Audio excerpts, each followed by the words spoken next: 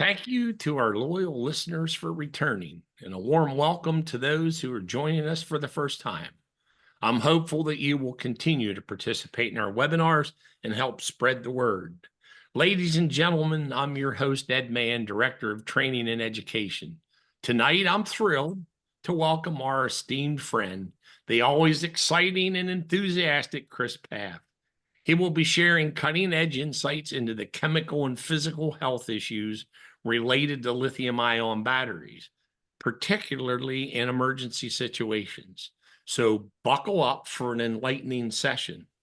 Chris, welcome back. It's a pleasure to have you join us again for our webinars. The feedback from our listeners after your previous sessions is consistently outstanding. So take a minute or two and tell our listeners about yourself. Well, thank you, Chief. Without a doubt, I do have a slide coming up here to give a little bit of a heads up, but obviously we got a really good relationship here with Provident and Hazmat and Rescue.com. Heck, I think this is the third or the fourth presentation that I've done so far, and it's a second or third that we've done on lithium-ion batteries specifically. Obviously, the thirst is out there for these lithium-ion batteries. Right now, I am an active firefighter. I'm in our prevention division. I've been a prevention officer and an active firefighter for 18 years right now. This is actually my home station, so it is an active fire station. We got fire engines right next door. Luckily, I'm not on call right now, but you may end up hearing tones in the background. But it's definitely a passion and a love of my life, and I want to make sure that we get this information out to all responders of all walks, whether it be career, volunteer, law enforcement, fire, or any background when it comes on down to this emerging hazard. Great. So to our listeners, I want to share our proverbial Provident webinar series slides and tell you a little bit about Provident. Provident got its start in 1902 in the Pittsburgh area as an independent insurance agency. In 1928, the owners of Provident realized that volunteer firefighters, when they were injured doing work for their community, had no compensation or no insurance to take care of them while they were not able to maintain their full-time jobs. So they started their accident and health program in 1928. Today, we provide volunteer combination and career fire departments and emergency medical responders, and now law enforcement with a multitude of programs. And I also want to add that Provident remains the only privately held insurance company that deals with first responders. We're celebrating our 6th year as the top insurance employer, rated by the Insurance Business of America magazine. Quickly, some of our programs, our accident and health program. So if you're injured on the job and you're going to be short of income or you need help with medical expenses, our accident and health policy would take care of that. And if you are an accident and health client, this one's really important to me. We have our first responder assistance program, which enables you and your immediate family to call a toll-free number to get help with issues ranging from financial issues to mental health issues.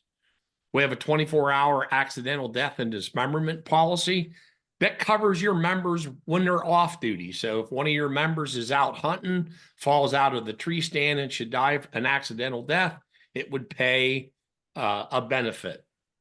Our group term life is just that. It's a term life insurance policy. Our critical illness and cancer policy. So if you're diagnosed with end-stage renal failure, have a heart attack, stroke, or suffer from cancer, it would pay a living benefit. And of course, the most recent program we got into in the last couple of years is our property and casualty insurance called Fire Plus. And if you're a Fire Plus property and casualty client, you have access to our Fire Plus Academy, which is available through Fire Rescue One via Lexipol, and there's over 800 courses there. The other thing about those courses is the full-length EMS courses qualify for continuing education. Our next webinar will be August 27th with Joe Bonanno from a retired fire department FDNY firefighter. We did one with him last month on nutrition, and next month he's going to talk about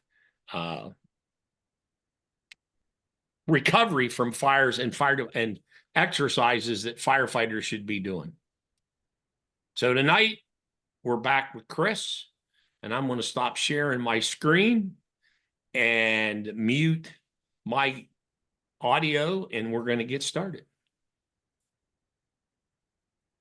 Well, let's see if I can transfer my stuff on over. Before you mute that audio, Chief. Gotcha. Is that main screen? Yeah, it's there. You got to just start your slide presentation. There you go. Is it started up? All right, perfect. I was trying the clicker, but it's just too tired right now. So we're just going off with the mouse. So let's pump that up right there. I just want to see the chat. Chief, once again, thank you very much for this. And everybody that's out here, I see the names coming in. I see the locations. Obviously, we have a wide berth of people across the North America, across the world. And obviously, that shows that there's a thirst for knowledge for this. And I see a lot of familiar faces on there from either some of our national chat boards or people that I've met at other conferences. So it's good to see you guys again, without a doubt. So like I said right there, and Chief gave me the introduction, my name's Chris Pfaff with Hazmat and Rescue, but I do still have that main job as a prevention officer here at my host fire agency, West Pierce Fire and Rescue. There's going to be a few QR codes tonight here at the beginning and here at the end. This one should be for my direct contact information. That's my phone number, my email. It's difficult sometimes because I get so busy, but if you keep on nagging me, I can get a hold of you through whether it be for battery investigations or hazardous materials training or anything else like that. So let's see if that clicker works. There we go. A little bit about me. There's that background. Like I said, 18 years. I've been a rescue technician, a hazmat technician. I've worked with our air monitors, and with Provident, I ended up doing an air monitor class for firefighters. That's visible on YouTube on their YouTube page.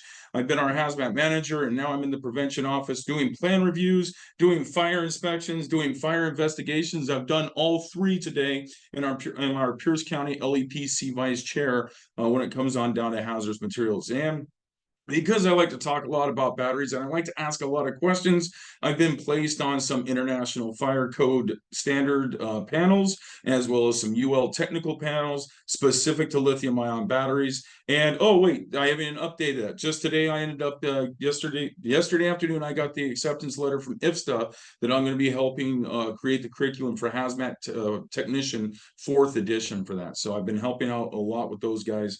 But most importantly, guys, I'm just a dude here. I'm just like everybody else. As you're looking through the screen, just like you, I'm trying to figure out answers. The good thing is I have enough time to ask those questions. And sometimes I get the right answer. Sometimes we're still trying to figure it out. And that's the big thing we're looking at tonight. It's still an emerging technology, and we're still an emerging thread of understanding how to extinguish lithium-ion battery fires, how to overpack them, and how to dispose of them. We're slowly getting through this process. We've had over 100 years when it came on down to gasoline fires. Right now, we're still at the first decade or so of doing this. And then truly only the first few years. But I think that crest of that tsunami is finally getting on us. So the way we're breaking out tonight is we're going to be pretty much doing two identifications of things. There's going to be a one or an other. There's a few exceptions to this, but you're going to see the rule of two throughout this presentation tonight. And we start out with our rule of two on this presentation is our common lithium batteries. Lithium metal batteries are not lithium-ion batteries. Don't worry, we're going to get into toxicology. I swear to God. But I want to make sure we understand the framework of what a lithium-ion battery is and how it's different than a lithium battery. Lithium metal batteries are not rechargeable. They're considered primary batteries. We're used to seeing them in our key fobs for our cars, in all of our small devices, those coin or those button cell coins. Those are using pure lithium, and they are water reactive. The toxins coming from them are very, very bad. As we can see last month, 22 people lost their lives. Actually, 23. A person had a heart attack as they were exiting the fire as well. And that was over in South Korea. That was a lithium metal fire. That was not a lithium ion battery fire. So we need to make sure we understand the difference between these two. You'll notice and see right there, the last time that I ended up checking into a flight, I had to declare that I had no lithium batteries with me. Apparently, my lithium ion battery in my digital talking device doesn't count because that's a lithium-ion battery. And what's the difference here? A lithium-ion battery is a rechargeable battery. That is a secondary battery. We find that in our laptops. We find that in our tablets. We find that in our cell phones. We find it in the EVs, in hybrids, in a wide range of things. It has great energy density, but the biggest difference here is that there is no pure lithium inside a lithium-ion battery. It's very important to understand that concept. When I sit there and think about sodium, and I know that this is in a hazmat class, even though I'm wearing a hazmat hat right now, sodium reacts with water very violently. Go and check out some YouTube videos of it. I would recommend not doing it personally yourself. Lithium is like sodium as well, and it reacts violently with water. But if you put sodium and chlorine together, what do you get? Table salt. And that's what that's what we start seeing with these lithium-ion batteries. We see a product known as lithium hexafluorophosphate. That is a very exotic sounding salt that is not water reactive. So we have lithium bonded with something in here. So it's not the water reactivity that's the problem with lithium-ion batteries. Into the construction really quickly. Once again, I'm going to tell you in twos, we have one and we have the other. Wait, there's three things here on the screen. We have our cylindrical cells, and then we have everything else, which is my pouches and my prismatics. The biggest problem that's causing, that's giving us issue in the fire service right now is the cylindrical cells. But pouches and prismatics are seen in a whole wide range as well, and they do also have a set of problems. But for the fire service and emergency responders, for the most part, cylindrical cells are our biggest problem. But in your cell phone, we have a pouch battery. It's a tiny little plastic pouch with just an electrode, with a positive and negative electrode that has the same construction as a cylindrical, but it's shaped in a different format as we take a look at that. Now, the terminology of cell versus battery, lithium-ion batteries. A battery consists of multiple cells. So if you have a scooter or if you have an e-bike or if you think about EVs or hybrids, you have a single individual cell and they bunch them together and they wire them in either series or parallel. We usually see about 7,500 cylindrical lithium-ion battery cells in the base of a Tesla car. So all of them put together is considered a battery, and then it's considered a module, and it's a full entire pack. A cell is an individual and battery cells are dumb. A module or a battery is large, and it typically has construction features to protect it, and it has technology to protect it as well. We'll go a little bit more into that here in a second. Where are these batteries going to be found? Just to remind ourselves and understand the terminology, we're going to see them in our EVs or our hybrids. Fun fact, pretty much every hybrid that was made after 2018 now uses lithium-ion batteries because of the energy density that we just talked about. But if you have like a 2012 or a 2013 Toyota Prius, that's going to be a NiCad battery, which is not going to have the same problems as a lithium-ion battery. That's why it's important for us to determine the year, the make, the model, all the other information about that type of EV or that hybrid, so we can identify how much energy is potentially in there and what the chemistry is of that battery pack. Because lithium-ion batteries, they can go into thermal runaway. NiCad or NM's NiCad batteries or nickel metal hydride batteries, they cannot go into thermal runaway. For more information on that, we have other video series, but we're going to get a little bit more into it with the toxicology. We have our micro-mobility devices or our e-mobility devices. You've probably seen them out there in a lot of our cities, the Lime scooters, the Uber scooters, the Bird scooters. You may have seen them at Costco or at Sam's Club for sale. Heck, you might even have it in your garage or in your bedroom. Don't worry, we'll talk about that here tonight as well. But these we see about half a kilowatt hour to 1 kilowatt hour of energy. That's going to be a battery with maybe 50 to 150 cylindrical cells in it. Obviously, there's other constructions as well. We have our consumer items. Yes, I'm a hazmat nerd, so I wanted to show you some of my air monitors that I have on there. Our new air monitors have lithium-ion batteries. Heck, it's right over there. I actually have my portable radio on me. My portable radio that I take into burning structure fires and I bash around and beat around. Well, at the bottom of that portable radio, I have a lithium-ion battery. That's going to be a prismatic cell, but nevertheless, we take lithium-ion batteries into structure fires with us. So when we take a look at the safe, unsafe, dangerous thing like Mike Callan talks about, lithium-ion batteries, in the most part, are rather safe. It's when they end up going into the thermal runaway and they start venting that they become dangerous. One of the other platforms out of our 4 main common platforms that we see out there are my energy storage systems. We can see large scale systems like we see here on the slide. This is going to be up to a megawatt hour. We can start seeing terms like gigawatt hours. That's a lot of potential energy there. So they can get very, very large, or they can get really, really small. When we take a look at this, we have portable power charging banks that are considered energy storage systems, or we can see them in houses, in somebody's garage, in their basement, potentially even in their kitchen. And they can have between 10 and 20 kilowatt hours of electricity. So these things can be everywhere. And the chemistries of them based on their use and their needs are going to be different as well. What else do you got? Well, if it can move or if it needs power, it can be powered by lithium-ion batteries. That's correct. California is requiring all choo-choo trains, I think it's after 2035, to be lithium-ion battery powered. And if California says it, that means the rest of the country is probably going to eventually go that direction. So we're going to start seeing that change, even if it's just a law in California and you're all the way over in Pennsylvania, or if you're up in Canada, you're going to start seeing lithium-ion battery powered trains out there. Well, planes as well. Yes, that's correct. I've talked to a manufacturer up here in Washington State that has lithium-ion powered prop planes. How do they recharge these planes mid-flight? They have to, because you need a lot of energy to fly a plane. They use hydrogen generation. Wait a second. We're going to put hydrogen cylinders on a plane with lithium-ion batteries, and then we're going to put it in the sky. Sounds like a great idea with no problems. What could possibly go wrong? Well, we'll see. And then, of course, up here in the United States or up in Washington, we have the largest ferry network. I know many of you have ferry networks close to your jurisdictions as well. And we in Washington, by I think 2040, are requiring all of our ferry systems to be lithium-ion, or at least to be electric powered. Right now, we currently have hybrid system powered vessels on the waterways.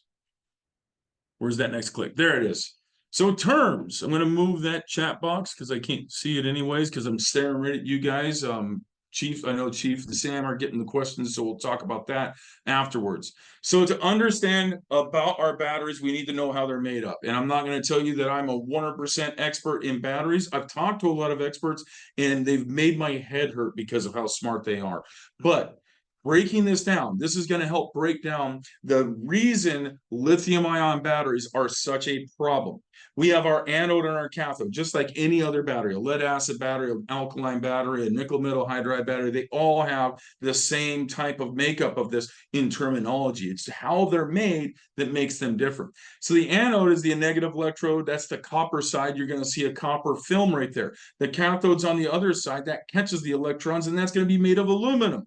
On each of these cathodes, we're going to have a black paste that is very, very thinly smeared onto it. That's going to consist of graphite and many other metals, to include a little bit of lithium that's embedded in there. And that's what's starting to cause us some of our problems. So that's going to help send and catch the electrons. Now, of course, if you end up touching these two, if they touch together, they're going to short on out. So we have to separate them. We're going to have a separator. It's a pretty easy way to explain that. And the way I think about this, and it's even smaller than that, but the best way to think about this when you start breaking it down on why a lithium-ion battery goes into thermal runaway.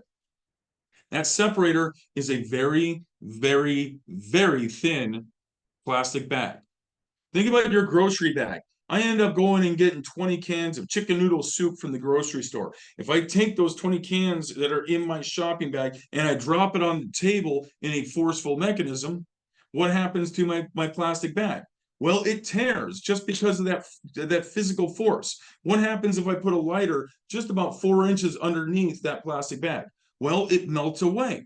So we see that my separator is one of the weakest parts of my lithium-ion battery. If the anode and cathode touch, we start seeing a short circuit. That happens with any and all batteries, but it's more dangerous with lithium-ion batteries. Why is that? Because of the electrolyte. The electrolyte in a lithium-ion battery, like I said before, is lithium hexafluorophosphate. But remember, once again, lithium hexafluorophosphate is a salt. It's like sodium chloride. And if I pour sodium chloride, table salt, out onto a table, what do I have? Granules of a solid. Lithium hexafluorophosphate is a granular solid as well. It looks just like table salt, or very similar to. If I use that as the electrolyte, we would call lithium-ion batteries solid state batteries. We don't call them solid state batteries because it's not a solid electrolyte. So just like table salt into water, we have to mix our lithium hexafluorophosphate into a solution to make it a liquid or to put it into an emulsion.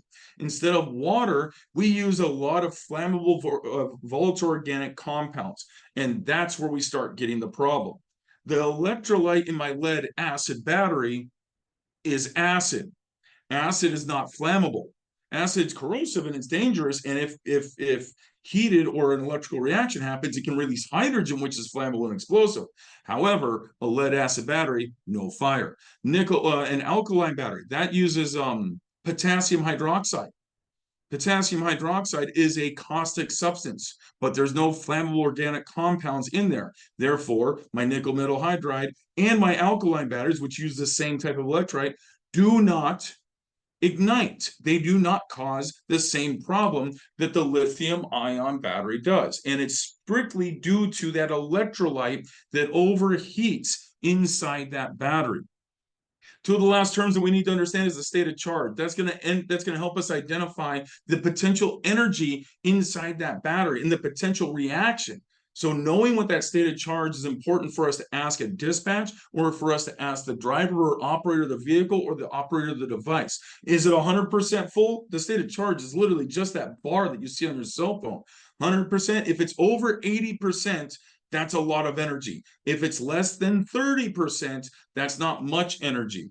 In the middle, based on the chemistry, we can have different reactions happening based on that state of charge. So you want to ask what the state of charge is every single time, because that'll help you be able to start ruling out what's going to happen with this. And to keep that battery from going into an overload situation or too hot, too cold situation, it's the battery management system. This is the computer inside the battery. If you've got a power tool at home, if you end up doing a lot of work out there at your house and you're working like putting a lot of sheetrock or drywall into your house, you're using that drill over and over and over again. And it's an 80, 90 degree day. When you pull that battery out, it's dead. You throw it onto the charger and it gives you that red flashing light, like I am not going to charge. That is literally the battery management system, the computer telling the charger that I'm too hot. If you end up charging me up right now, I will go into thermal runaway. So we're just going to chill out right now and we're going to cool down. The battery management system is the critical component that keeps us safe with lithium-ion batteries. On my cell phones, on my tablets, on my EVs, the battery management system is very robust and it's very vast. It's been very protective for many years. That's why we don't go on a lot of cell phone batteries. However, just because of volume, we're starting to see more of these. And when you go to any local fill-up station like the Gas and Gulp or wherever you're going to, you're going to see all of those vape pens. You're going to start seeing those portable power banks. You're going to see the kids' toys that are off of Amazon or eBay or Alibaba that are like $8.99 and they're all battery powered. Well, the battery management system for those cheaper devices is not nearly as robust as my $2,000 phone. That's correct. Our phones are $2,000. Most of us don't pay for them anymore. We just pay that monthly fee right there. Once again, we're continuing on with one or the other. That's correct. My most common chemistry that we end up seeing is LFP or lithium iron phosphate, or we can also call those LifePos. This has been around for a long time with the RC community. We're starting to see it a lot right now with our energy storage system world as well. They're considered safer batteries. We'll talk about that here in a second. We also have NMC, nickel metal cobalt, or nickel manganese cobalt. That is the other common one. Lithium nickel manganese cobalt oxide is the full term right there. Those are the two most common chemistries that we have for my lithium ion batteries. As you can see on the slide, we have a whole range of other chemistries. I'm not going to get into those right now. I just want to focus on LFPs and NMCs because those are the two most common chemistries we see. But I want you to be aware by looking at this slide and understand that the lithium-ion battery that's inside your phone is different than the lithium-ion battery that's inside that Toyota or that Honda or that Tesla, and it's different that's in that e-bike or that scooter or the ferry or SpaceX rocket ships. The batteries are all of different chemistry. Because the batteries have different chemistry, different chemicals are released from these batteries when they end up igniting and going into thermal runaway. That's the critical thing right there. But a lot of people talk about how LFP batteries are the safe batteries. They're the safe batteries. They don't ignite. Okay, that's cool, I guess. But what is coming out of those batteries when they do not ignite? That's where we start talking about the health versus the safety hazard. Let's take a look here. Inside my battery, remember, we have my anode, my cathode, and my separator. This video here came from the ATF. You're going to start seeing it fast forward here as they're heating it externally. Inside, I have my liquid electrolyte and this lithium hexafluorophosphate in a solution. My liquid is being heated. When a liquid is being heated, it increases the pressure. Increase in temperature is an increase in pressure. Now, if we have a liquid inside a sealed container and it ends up overpressuring that cylinder, we have a blast, leveling everything very effectively. A BLEVE. Well, we don't want a BLEVE of these tiny little cylindrical cells or my pouch or my prismatics. So they ended up putting relief valves at the top of my cylindrical cells. And you see it right there. All of the liquid electrolyte that was inside that cell, it just went out immediately. Sometimes it ignites, sometimes it doesn't ignite. But I want everybody in here to understand that when my battery ends up going into a thermal runaway, this is what is happening inside that battery. The cell itself, whether it be because of a physical impact, a puncture, overheating from excessive charging or discharging or external heating, this phase change is happening from a liquid to a vapor. Propane has an expansion ratio of 270 to 1. We're very worried about the BLEVE hazard. Nitrogen, liquid nitrogen can BLEVE because it's a liquid that wants to be a gas. If it's inside a cryogenic cylinder and that cryogenic protection fails, we can see expansion ratios of 420 to 1.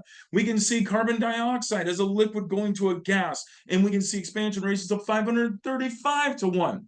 Inside my lithium-ion batteries, I see an 18650 battery, which is the most common size of battery, a little bit bigger than a AA, of 1 cell to 8 liters. That video that you see right there that's going right now, that is 8 liters of gas approximately leaving that cell like that. We are fighting a gas fire. You cannot extinguish a gas fire with foam. You cannot extinguish a gas fire with copious amounts of water. How do we extinguish natural gas fires and propane fires? We don't. We shut off the valve. There's no valve to shut off here. All we can do right now is the same thing we do on any type of gas fire. We protect exposures and we protect ourselves in the public. That's why I like to show this video. Thank you once again to the ATF for sending that. So now that we saw via X-ray what's happening on the inside, here's a happy little slide from FSRI showing us this cellular failure. Whether it be a nail puncture, whether it be overcharging or over discharging, whether it be an impact to that cell, or whether it be external heating from fire. Like, I don't know, if one cell goes into thermal runaway, all the cells next to it are going to get heated and they're going to have separator failure. And that lithium hexafluorophosphate and those flammable volatile organic compounds are coming on out. If we have an ignition source, it's going to catch on fire. And that's where we end up getting the propagation. All of this stuff is inside the battery, and it's near impossible for us to put water on it. So when you sit there and take a look at all these great products out there like F500 or AVD or Cell Block or all the other great toys out there, they have to get onto the cell. If you can't get into that cell, you cannot extinguish that fire. All you can do is protect exposures and protect yourself and protect the public. That's the important thing that we need to identify from this. So once again, carrying on to one and the other. Right now, tracking of battery of related events is very, very difficult. My friends down in Australia, EV Fire Safe, they're working on tracking all of the EV related events in the world. That is a monumental effort, and my hat's off to all those people down there, Glenn, Dan, and Emma. They're doing a great job on that. So go check out EV Fire Safe to see what their results and everything else like that are. But they're only pretty much capturing news-generated events instead of any type of NFIRS reporting like we have here in the United States, or any of our fire reporting that we have from any of our other national jurisdictions. So I have to take a known entity. FDNY, they've been talking about this for a long time. I've been working a lot with the FDNY Hazmat 1 guys. They respond to pretty much every single lithium-ion battery related event. And you see right there, I could make a bar graph, but man, you can see the numbers. As we continue through the years, they're increasing, and they're increasing at an exponential rate. However, it's pretty much leveled off in 2024. We're on track and on trend to have about the same amount of events, if not more, battery related events in New York City. However, there's a lot less fatalities. Who knows what the rest of the year is going to ring for New York, but that's a significant reduction in fatalities. How have they done that? Because of the code. They now require UL listing for their scooters. They've pushed out a massive campaign to inform people not to park their scooters in their path of egress on these multi-story buildings. They're trying to keep them out of the houses. They've found a lot of protections on this. So go and check out FDNY Fire Smarts for all of their training that they've ended up putting out there, and battery reclamation and making sure batteries don't get in the waste stream has been a huge benefit for them. But we're still continuing to see the trend increase. The other place that we see this at is on the airplanes. This is the only controlled environment that we really can capture this data. All of our flight attendants out there are trained in the basic firefighting tenets of normal extinguishment and lithium-ion battery extinguishment. I think it was Sunday that they ended up having a laptop battery fire at San Francisco International Airport. There was a lot of chaos and pandemonium. I think that video is out there on YouTube and some of the news media outlets out there. But our flight attendants do have battery bags and they have battery tools. However, you see this trend continuing to increase. It's continuing to go up. It looks like it's slowing down, or it's at least going to level off right now. Once again, that comes on back down to an awareness to the public. Look at the cargo plane events. That's going to be in my beautiful mustard color right there. They've gone up, but that's pretty much just because of sheer volume. Because heck, when I order anything off of Amazon, I think they throw 2 or 3 lithium-ion batteries in there for free just because they're everywhere. So we're going to see an increase in events just because we see lithium-ion batteries everywhere. But the striking number is those passenger airlines. Luckily, we haven't lost a plane that we know of yet. All right, I've talked really, really quickly, and now we're going to slow it down just a little bit because we're finally into the toxicology of my lithium-ion batteries. So we're using a picture that I have here that I got from my good friend Todd Smith and Sean Thompson as well, of what goes into a battery. Yes, it shows an EV, but any of my 4-use platforms they have a makeup similar to this. So we see a lot of graphite, which has a ton of carbon in it. So that gives us a little bit right there. We see copper. We see aluminum. Yeah, there's steel in a lithium-ion battery. We see nickel. We see a little bit of lithium in there, which is absolutely expensive. There's iron. There's going to be different amounts of iron based on an LFP versus an NMC battery. These two different types of competing trends right there. We see cobalt and manganese, very exotic metals that are inside here. And that's what I want us to understand in here. We have a lot of exotic metals inside these lithium-ion batteries. I teach fire dynamics as well for our academies. And luckily, when I was at FDIC this year, I ended up doing a 3-day class of fire dynamics from FSRI. We got to send a few rooms into flashover. We got to see a lot of awesome burn prompts. My hat's off to those guys for all the work they're doing, but absolutely within this 3-day class, they spent an entire hour going over proper firefighter decontamination and doffing of their gear. I've never seen that before. I'm so proud that we're getting that into the fire service because we're understanding now that smoke is toxic. Smoke is dangerous. This ain't no campfire smoke, kids. You can see right there with my firefighter in that plume, just under that plume. That is definitely not campfire smoke. And heck, campfire smoke's not non-toxic either. All smoke is dangerous and highly toxic. My booklet right there for fire investigations gives me that definition of the airborne, solid, and liquid particulates that are involved when we have pyrolysis, combustion, and that's mixed with the quantity of air into that entire mass. That is the definition of smoke. I wanted to put this in here. I literally put this slide in here about 10-15 minutes before we started this PowerPoint. And Chief was getting really antsy about me not logging in because I wanted to put this in here for us to understand the difference between steam, the difference between smoke, and the difference between vapors from lithium-ion batteries. So now that we see the definition of smoke, let's take a look at lithium-ion battery products of combustion.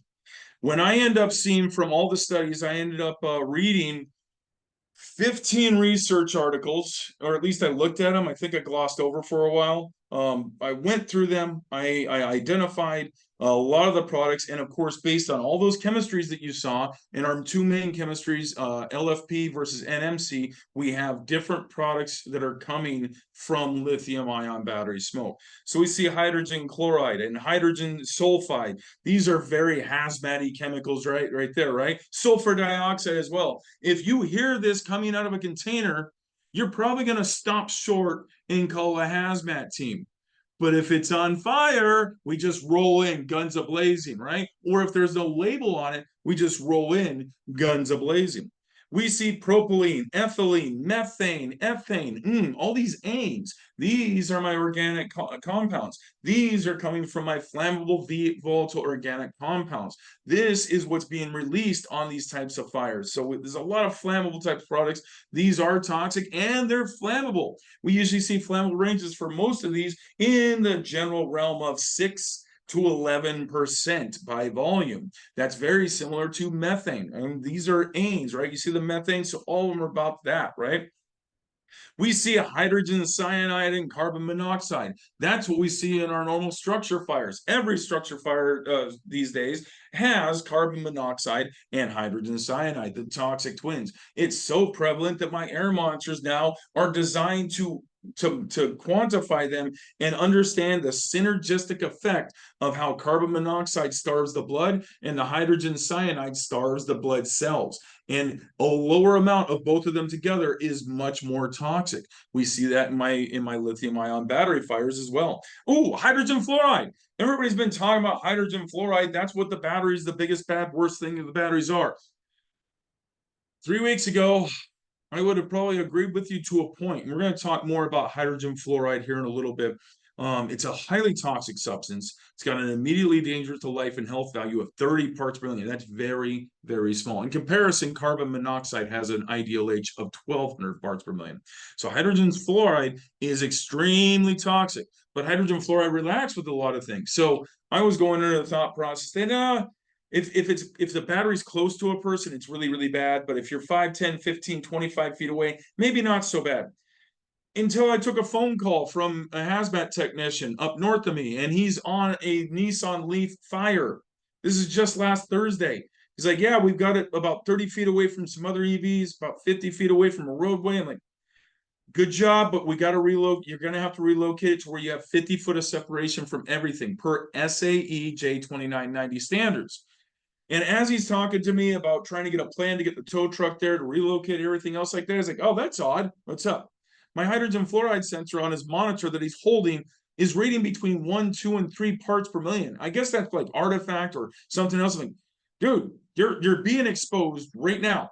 You need to put your pack on. You need to relocate your engine 100%. It's like, I'm 100 feet away. I haven't heard that in a while.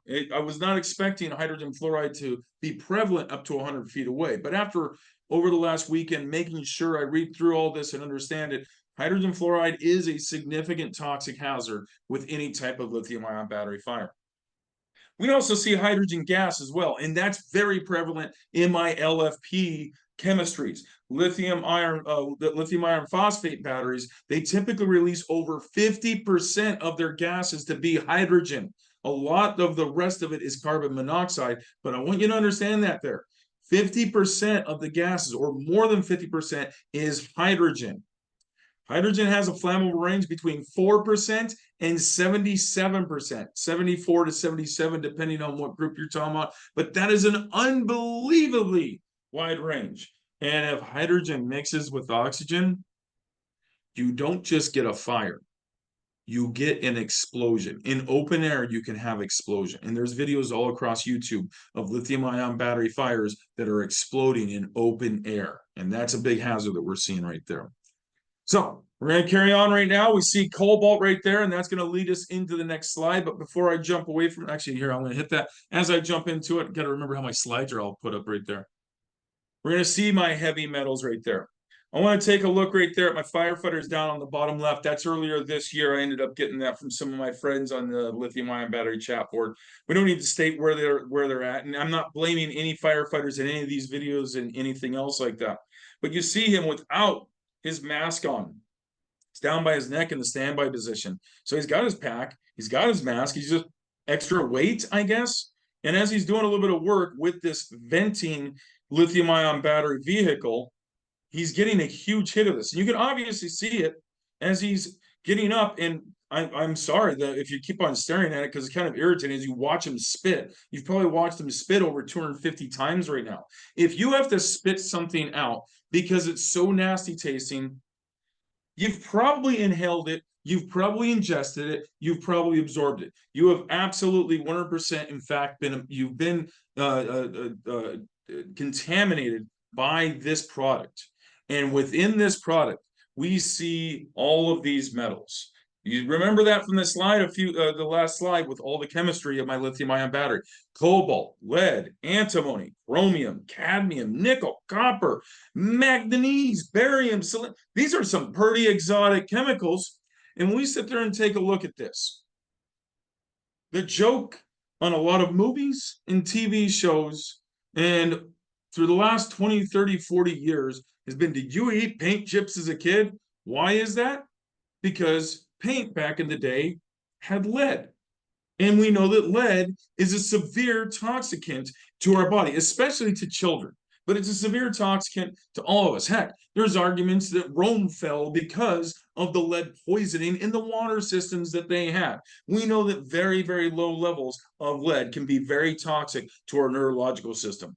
Well, we see lead in there. We see a lot of other metals. Wait, we're also worried about mercury, aren't we? If I drop one of the fluorescent light bulbs that are in this room right now onto the ground, that is deemed per the EPA a hazmat room. I have to shut this room down. I have to tape it off. We have to do a full remediation and abatement of this room just because of one CFL light bulb, because of the mercury exposure, because we understand that mercury also is very toxic. You know what that means? All of my metals in these small particulates are extremely, unbelievably toxic. If you go back to the construction of a lithium-ion battery, we have the anode and the cathode. We have my copper and my aluminum. And then on there, we put a paste. That paste has all of these metals. And that paste is it's already ground down. And then that explosive event that we saw happening ejects all those particulates. And then sometimes it burns, sometimes it doesn't. But we start seeing these particulates being smaller than 10 microns in size. Metal nanoparticles. These metal nanoparticles get through our entire respiratory system, down into our alveoli, into our bloodstream, and they become severe toxicants affecting our nervous system, affecting our kidneys, affecting our livers, affecting our entire body. And just like lead and mercury, these are not easily excreted in any way, shape, or form. When you get to keep it for life. So if we're worried about things with our bunker gear, and we have the 4-letter groups of the fire service at the national level suing each other, and all of our bunker gear is considered so toxic that now I can't even wear it in my fire engine anymore. I'm only allowed to wear it just on a fire. And the second I get done with that fire, I got to strip out of that bunker gear because it's so dangerous. What are we doing with our lithium-ion battery fires right now? What are we doing with the products in our textiles that are being contaminated by my lithium-ion battery smoke? That's the important thing that I wanted to have the conversation with you guys tonight. So let's get back to some of my organics. So that's how we're breaking this down into the twos. And they're not all organics. I understand that for any of the chemists in here, but I'm pretty much talking about metals and non-metals. So look at there, my non-metals like carbon monoxide, hydrogen cyanide, and hydrogen fluoride. We have the ideal H and the permissible exposure limit and the recommended exposure limit by NIOSH. Pretty much for the most part, my first and my second alarms on my air monitors. Those are measured in parts per million because these products are a gas in air. When I measure my concentrations of vapors and gases, they're measured in parts per million. So you see a pretty low ideal for some of these chemicals. You see extremely low permissible exposure limits and recommended exposure limits. For my metals, we start seeing cobalt, nickel, and manganese. Those are my three most common metals that I see from at least my NMC batteries. But don't rule out my LFP batteries either, because iron is still absolutely toxic. Yes, it's good for us in those small doses. Make sure to go lick a roofing nail every now and then, or a 16 penny nail every now and then. However, when you get these metal nanoparticles of iron inside your respiratory system, inside your body, you're going to start seeing fibrosis and you're going to start seeing damage inside your body. Metal nanoparticles are not good, but look at that permissible exposure limit and that recommended exposure limit for each of those metals. My gosh, that is an unbelievably small amount. Because they're dust, because they're fumes, because they're metal nanoparticles, they're not a vapor or a gas. We're going to measure it in a different way of milligrams per cubic meter squared. But nevertheless, that is an unbelievably small amount that we're allowed per OSHA to be in an environment in without respiratory protection. More on that in a minute. Lithium-ion batteries. They end up sometimes igniting, sometimes not igniting. And you'll see this on a lot of my batteries if we have an overcharge or an overheat or something like this. Inside that scooter, we're having a failure of the cells. The failure of the cells, we already saw with that X-ray. They're venting on out. However, there's no competent ignition source at this point. There's still heat being transmitted. There's still heat being generated. But right now, those gases, that's the electrolyte. That's the lithium hexafluorophosphate. That is the flammable volatile organic compounds coming on out and not igniting right now. This looks like pyrolysis. This looks like vapor clouds of steam. This looks like normal smoke, maybe filtered smoke from some structure fire or something like that. This is none of that. This is hazmat. This is toxic. Those heavier than air products, there we go, back into my twos. I've got my heavier than air products and my lighter than air products. So when you just start looking at the relative gas density or the vapor density of my product, you can assume, but I can't be exact on it, you can assume my heavier than air products are going to be my unburned nanoparticles chemicals. So that's going to be the cobalt, that's going to be the nickel, that's going to be the manganese or the iron or some of the lithium-ion metals or all those other metals that we just talked about. Those lighter than air gases are going to be more of my organics, my ethane, my methane, my propylene. That's going to be my carbon monoxide and my hydrogen cyanide. Probably not nearly as much at this point, but they're still absolutely present. And my hydrogen. The hydrogen is in that upper vapor cloud, and right now it's either not rich enough to burn or it doesn't have a competent ignition source. Understand though, when we start talking about minimum ignition energy, all of my vapors that are flammable, all my gases that are flammable, it takes a specific amount of energy from a spark to ignite them.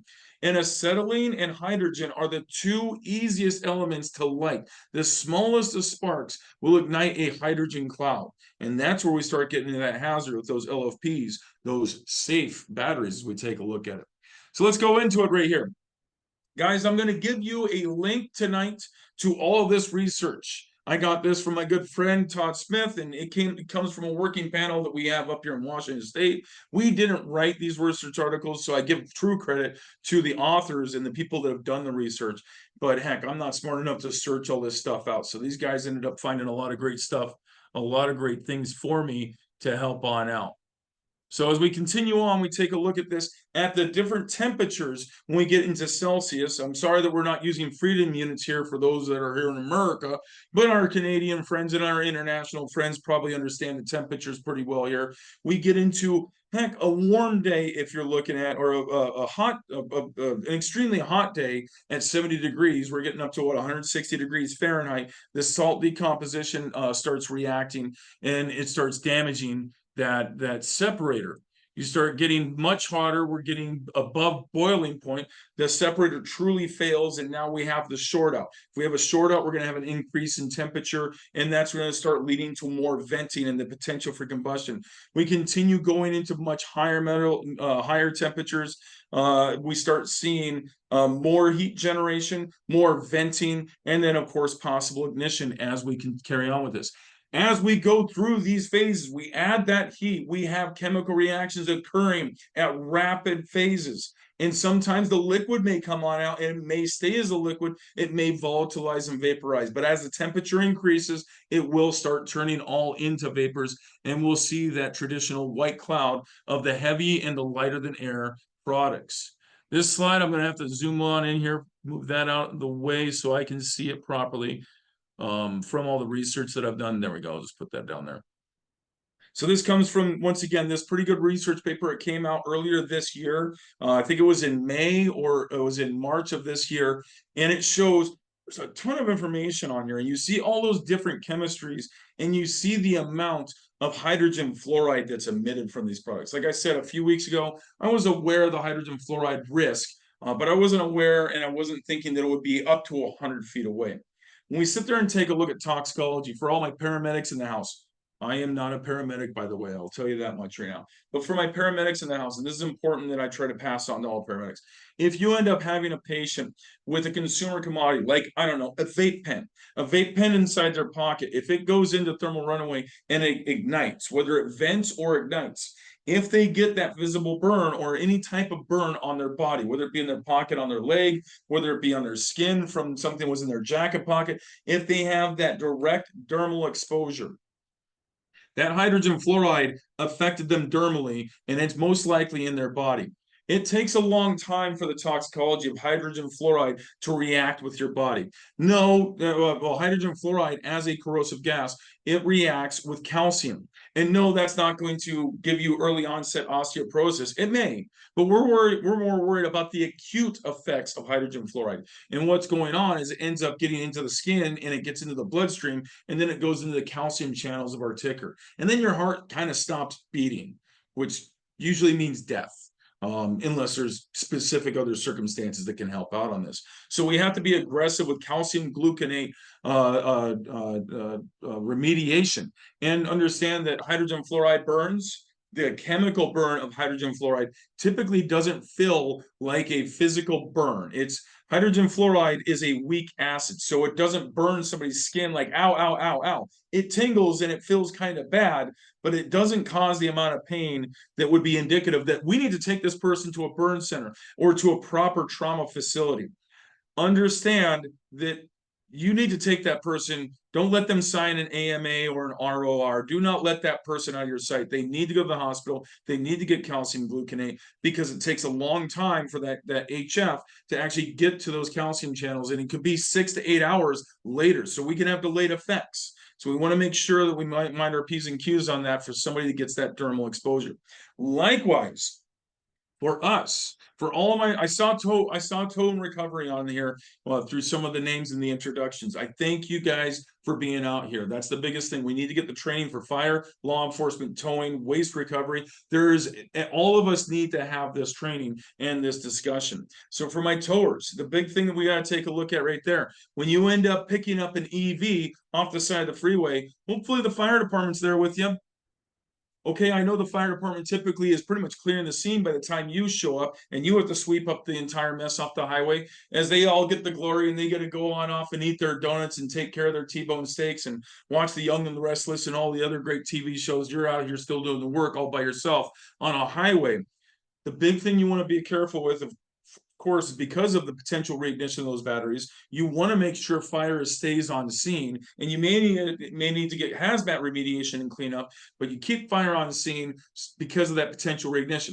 When that car gets elevated, all that water those firefighters put into that battery pack, where is it going? It's going to another part of the battery pack that may not have been involved, but now batteries and water, potential reignition. As you're driving down the road, as you're hitting the bumps, potential reignition. We need to have escorts of fire towing, escorting those tow trucks back to their yard. And once again, when you take it to your yard, make sure we comply with SAE J2990 standards. That'll tell us 50 feet of isolation or protect it on 3 sides with non-combustible surfaces.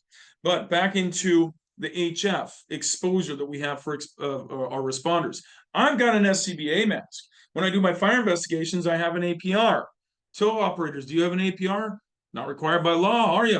Do you have an SCBA? Typically probably don't carry those things on my tow truck either. So Right now, one of the things I'm trying to urge tow truck operators to have is an APR that's properly fit tested and has the proper cartridges. However, in lieu of that, how do you secure that car to your flatbed?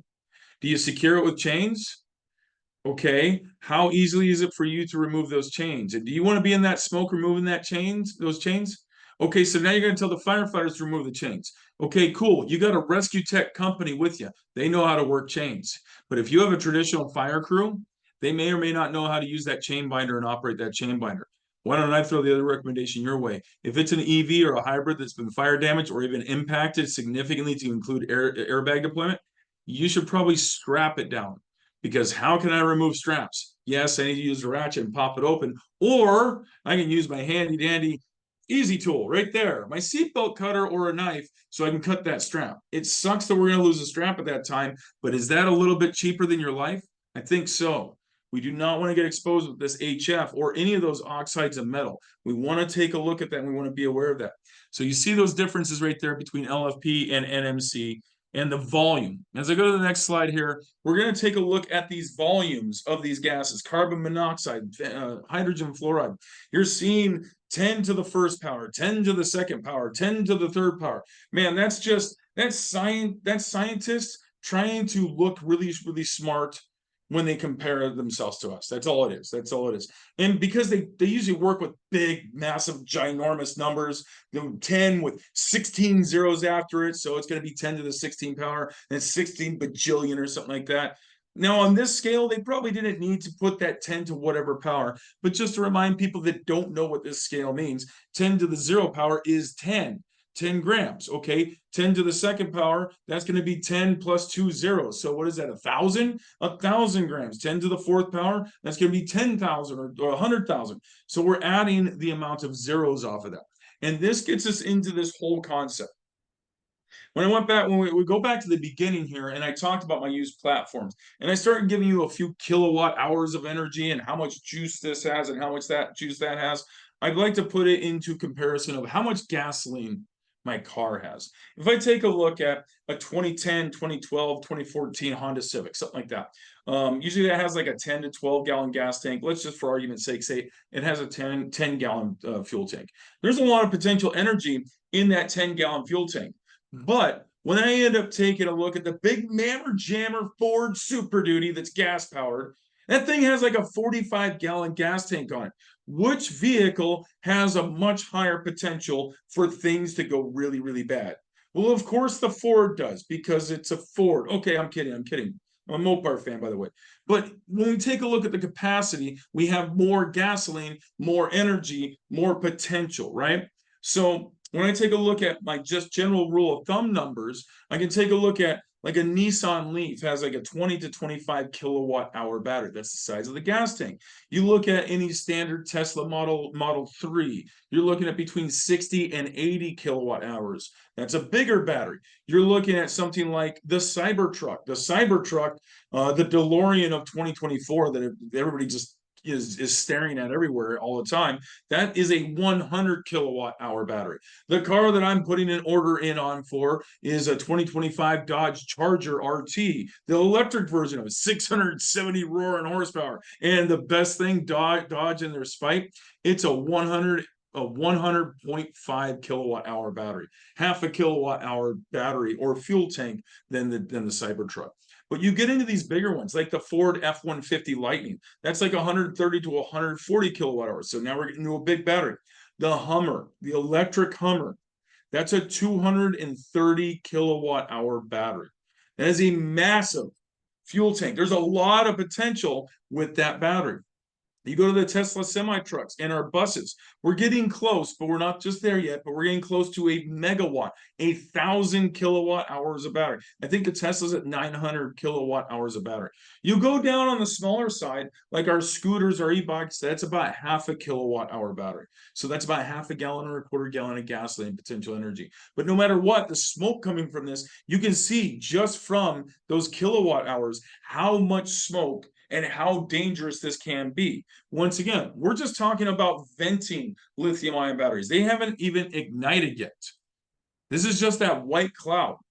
So from one of the research studies that we have in the link that I'm going to be providing you. Elevated exposure to cobalt can affect the heart, thyroid, liver, kidneys. Aluminum, the same. It can cause pulmonary disease, heart disease. With manganese, we can see higher toxicity, causing detrimental neurological deficits, just like lead and mercury. All of my metals, you need to think about those neurological defects and those issues. We need to protect our respiratory system. Yes, the dermal hazard is extreme as well. Don't get this stuff on your skin. Right now, I'm helping out some friends. They ended up having a semi-truck trailer fire last week on Interstate 90. To hear a full expose on that, just head on over to Stash Training. I talked to Patrick Durham for about 20 minutes. He released that video this morning. And throughout this event, those firefighters had to respond 3 times at one district and 1 time in another district. Well, the bunker gear was contaminated. They bagged and tagged it. And right now they're working on trying to make sure that their bunker gear is clean so they don't have these compounds touching their skin. You look at the slide right down there, that comes from a YouTube video from a good researcher over in Sweden. And you can see these firefighters that are walking on through, and that looks like just clouds of pyrolysis or clouds of steam or clouds of smoke. This is heavy laden metal nanoparticles. This is heavier than air compounds. This is severe toxicants like sulfur dioxide and other products. And that is very, very, very toxic. So we want to be cautious when we see that smoking. What happens when it catches on fire? Well, now the chemistry changes. Fire always changes the chemistry, without a doubt. This battery was over in Spokane. The Washington Department of Ecology ended up receiving this battery, and they ended up doing test burns back in October 2022. We burnt a lot of handheld batteries, and we burnt this battery. The heat from that, look at the color of that fire. For anybody that's in the fire background, if you know fire dynamics, you look at the color of that fire, you know that's a hot fire. Battery fires, lithium-ion battery fires, aren't 4,000 degrees Fahrenheit. They're not 2,000 degrees Celsius. They are hot though, but they're in the range of 2,000 to 2,400 degrees Fahrenheit. So that's 1,000 to 1,400 degrees Celsius, something like that. I don't know exactly, but they're not much hotter than traditional structure fires. However, they ignite much more rapidly, and they make these rooms and these buildings go into flashover much more rapidly.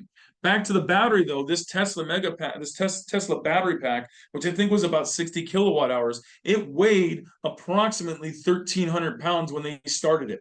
They ended up shooting a nail into it, a firefighter in full PPE and SCBA. And when they got done, that battery pack weighed about 250 pounds. Where did the other 1,000 pounds go? We understand basic physics that the matter just didn't transform or get dissolved. The mass is not lost. It's just converted into smoke and vapors and all the other products. And of course, you see the rocketing cells as well. But all those toxicants, all those metals, all of those products, they are all in that smoke column, all in that thermal column. And if you're standing in that thermal column, you're going to be exposed dermally. If you do not have your respiratory gear, you're going to be having a significant inhalation hazard. And we have more than enough reports of people getting injured or sick from breathing these vapors in. So you look at the components right here, and once again, here's another research article I'll give you the link here in a little bit. We see high volumes of carbon monoxide, very high levels of hydrogen fluoride, hydrogen chloride. I didn't mention that much on the few slides before, but we do see hydrogen chloride. Once again, another hazmat-y sounding chemical, right? Sulfur dioxide, oxides of nitrogen, very toxic stuff, very hazardous stuff. And then we see those metals. And look at that, PAHs and some of those other cancer-causing products are in there as well. So these are very, very high levels, much higher than our IDLH or our AEGLs, which are from the ACGIH. Yes, the AEGLs are an acronym that comes from the ACGI. They love to make a lot of acronyms at that national level, but the American Conference of Governmental Industrial Hygienists. They give us recommendations for the public. And if I go back to that last slide, that battery, we burnt that up in north of Spokane at an airport. We were going to burn it when I say we, I mean the team and the group. We were going to burn it at the Spokane Firegrounds, but then the 10th Civil Support Team, our hazmat technicians at the U.S. National Guard level, or the Washington National Guard level, they did some plume models for where these products were going to go. And with the prevailing wind conditions, that cloud of smoke was going to go over the training center into a neighborhood and probably affect 6 to 8 blocks of the community. So we decided to move it because it was going over the training center where we were sitting. Okay, we also cared about the community as well. So we understood with a plume model, just for training, we couldn't do this. What is going to happen when this is downtown in your city? What is going to happen when that car fire ignites inside that parking garage? What is going to happen when that scooter ignites in that living room? How much hazard to the public, to the occupants, to yourself, and to everybody do we have there? Have we thought about potential remediation based on this? Have we thought about protecting the public and shelter in place? Because we should start thinking about that. We should start making our plans.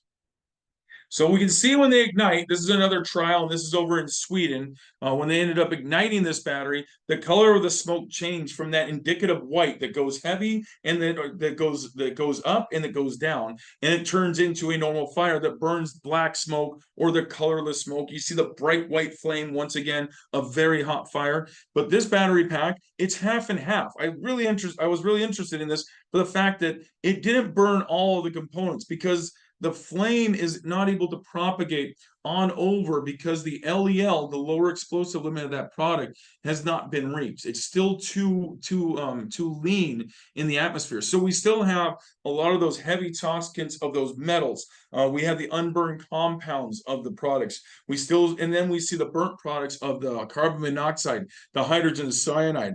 We see the sulfur dioxide. We see all those hazmat chemicals. So this is probably the worst type of situation you can get, where you have the burned and the unburned chemicals coming from this. But once again, look at this scale here. We see massive amounts of these metals that are coming out of here based on a battery electric vehicle for one manufacturer or another manufacturer. And you compare it to an ICE. And ICE is an internal combustion engine. So FSRI is doing this right now, and we want to make this argument. Well, these battery fires are so much more toxic than an internal combustion engine. Whoa, whoa, whoa.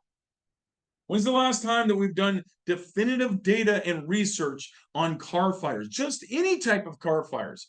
I don't know, the 1970s, the 1980s, maybe the 1990s. Well, is a 1978 Ford Bronco a little bit different than a 2024 Ford Lightning F-150? Yeah. Is that 1978 Bronco a little bit different than a 2020 Ford F-150 gas-powered car? Yeah. What do we have in all of our cars now? They're all plastic. We have more wires. We have our infotainment systems. We have all these different exotic materials. When I take a look at my 60s and 70s pickups or my 60s and 70s cars, they were all metal. Oh man, those things aren't going to be broken at all. A tiny little dent was like a replacement of a single fender. Now, if you get a fender bender, it's $3,000 worth of damage because everything's made of plastic, and we have the crumple zones. We have all these different protective features. And when a fire occurs, they create so many more toxic metals. So have we been looking at that for any of our types of car fires? These fires are much more toxic no matter what. But you see right there, we don't have nearly as many of those exotic metals that are coming from my internal combustion engine. So wait for the research to come on out. FSRI is going to be coming out with that stuff, I think, early next year. They did a lot of battery burns. That was pretty much the most part that we have for toxicology. I will get a little bit more into it and some of the research that's going on. But here we got to get into the second component, which is the physical safety effect. The health effect is the toxicology of all those chemicals and how hazardous they are. What about the safety effect of, I don't know, a garage door flying at your face at 25 miles per hour? That's a pretty bad day. So this is up there in Mountain View, Colorado. I'm really glad that this law enforcement officer got this on footage. I'm really happy that the fire captain there did not get injured. Obviously, his helmet has a little bit of scars on it. But what happened here was a Jeep 4xe, a hybrid electric, was inside the garage. I can't remember if it was charging or not, and it doesn't matter. He sent his crew on inside the house, and they were working their way in because they did see that indicative white vapor cloud, no fire. and they were making their way from the interior trying to gain access into the garage. As they were getting in there, the flammable range was met, an ignition source was found, KFB, overpressure explosion, bad day. These explosions are happening worldwide. One happened up in Quebec, I think like 3 or 4 years ago, and that started the conversation with FSRI to do battery explosion tests inside garages. So batteries, Captain Chris Green from Seattle Fire, now retired, he explains it very well. Batteries are agnostic. They don't care what they're in, whether they're in a train, a car, a Jeep, a cell phone. They don't care. They react the same way. They just provide electricity. They send electrons, they give electrons. But where we end up putting the batteries is important. Do I care about an energy storage system on a wall? Absolutely. If it's on a wall in a garage, can I have an explosion hazard like this? Absolutely. Do I care about the battery inside the car, inside the garage? Absolutely. Now, into this conversation about NMC batteries versus LFP batteries. NMC batteries are in most of my Teslas and most of my cell phones and most of my very, very quick to use energy devices, because they have some of the highest energy density that's out there. So we want to be able to pack more electrons in there to have longer capacity, longer battery life. That's a lot of great things. However, when they ignite, they almost every single time, not every single time, but almost every single time ignite. They end up emitting a fire. They get that bright white fire. We get the black smoke. We have the impingement. We have a bad day. Like that. We've seen from FSR in the research, and we've seen from the research in the reports from FDNY, that these lithium-ion batteries, NMCs, can send a compartment the size of the room I'm in, into flashover in less than 30 seconds. Firefighters, tones drop. We run on down, we slide down the fire pole, we get off the recliners, we hop into the fire engine, and then we end up getting on out there. From 911, what's your emergency, to us getting on the scene, we have 8 minutes per NFPA recommendations to get to that scene. A lot of us do it a lot faster than that. Some of us, unfortunately, because of our staffing and our location, we can't meet that mark. Well, between the legacy or the traditional fuels and the modern fuels and our current fuels in house fires, rooms are going into flashover in less than 3 minutes. Lithium-ion battery said, hold my beer and watch this. 30 seconds. You're not even to the rig and putting your pants on, and the room's gone into flashover. What is the survivability of a space that's gone into flashover? Zero. It's absolutely zero. So prevention officers, I saw a few of you on here. That's the name of the game. I'm not saying, firefighters, that your game is gone, but this is a prevention and information game. And we're going to give a slide on that here in a little bit. So back to this, when we start taking a look at this, those NMC batteries can make these rooms go into flashover in less than a minute. Well, let's make a safer battery. We're going to get the LFP battery. Well, the LFP battery, it doesn't initially ignite. It provides that big white vapor cloud that we saw. Well, that big white vapor cloud, it looks safer because it's not fire. Well, we now know that a white vapor cloud has all those metal nanoparticles in it, that it has sulfur dioxide, that it has hydrogen fluoride, that it has hydrogen, over 50% hydrogen. And when that hydrogen is contained within a space, and it is occluded into an area, it can get above its LEL. It can get into the flammable range.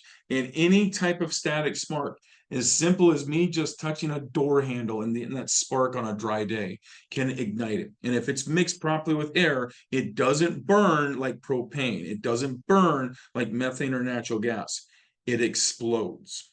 And that's what they experienced and faced in Surprise, Arizona in 2019. Captain Hunter Clare was on an energy storage system. FSRI has a free class on this, by the way. Free account, free class, FSRI.org. Go check out their stuff.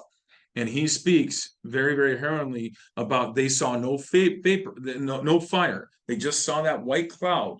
And it went across the highway. That's what it got called in as a brush fire. And they took their time and they did their diligence and they worked well as a hazmat crew.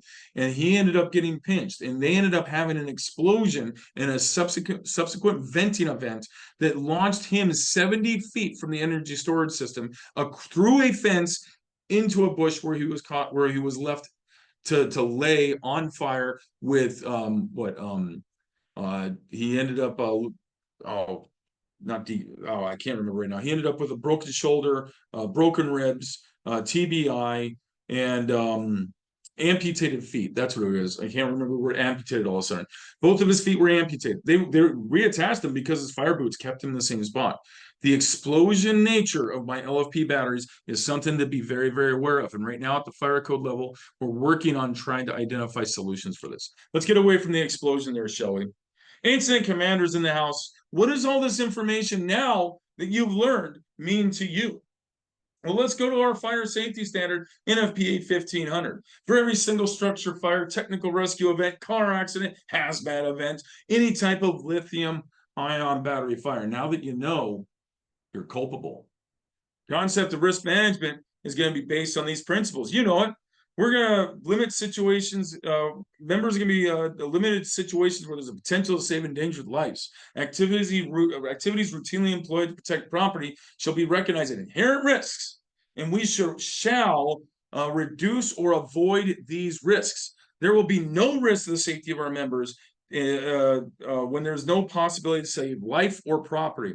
And of course, in situations where the risk of the fire department is excessive, activities shall be limited to defensive only. Man, I don't like doing defensive fires. They're just nasty. You feel like you lost. Guess what? We are not losing, guys. We need to recognize that this isn't a battle. This isn't a football game. This is our life. This is our job. This is a profession. For everybody that's out here, and I don't care if you're fire or law enforcement, tow, recovery, any of the backgrounds, and I know there's other backgrounds out here. It doesn't matter. This is not the fight between me and the beast. I love the lines that they give in Backdraft, but it is not that. It is a job. And my job personally is to make it to retirement. And my job as an incident commander is to make sure that all my firefighters make it to retirement and make it healthily through retirement, that we log our exposures, that we protect our personnel. Now, that's not to say that we don't get in and we don't get aggressive. If there's a car fire, I don't care if it's an EV or an internal combustion engine, and there's a person in there, you be aggressive and you get that person out. You wear your full PPE. Don't worry about the toxicants right now. You're going to be exposed. That is the nature of the job. That's what we signed up for. However, the second we get that person out of that fire, we need to slow down and back off on that aggressiveness. We need to make sure we wear our pack when we're trying to dispose of this. We need to make sure we doff our PPE properly and wash our PPE properly. Gosh, wear your SCBA. Just wear the SCBA. Why is this so important to us? Well, Mother OSHA usually has something to say on it if you are providing excessive hazards to your employees.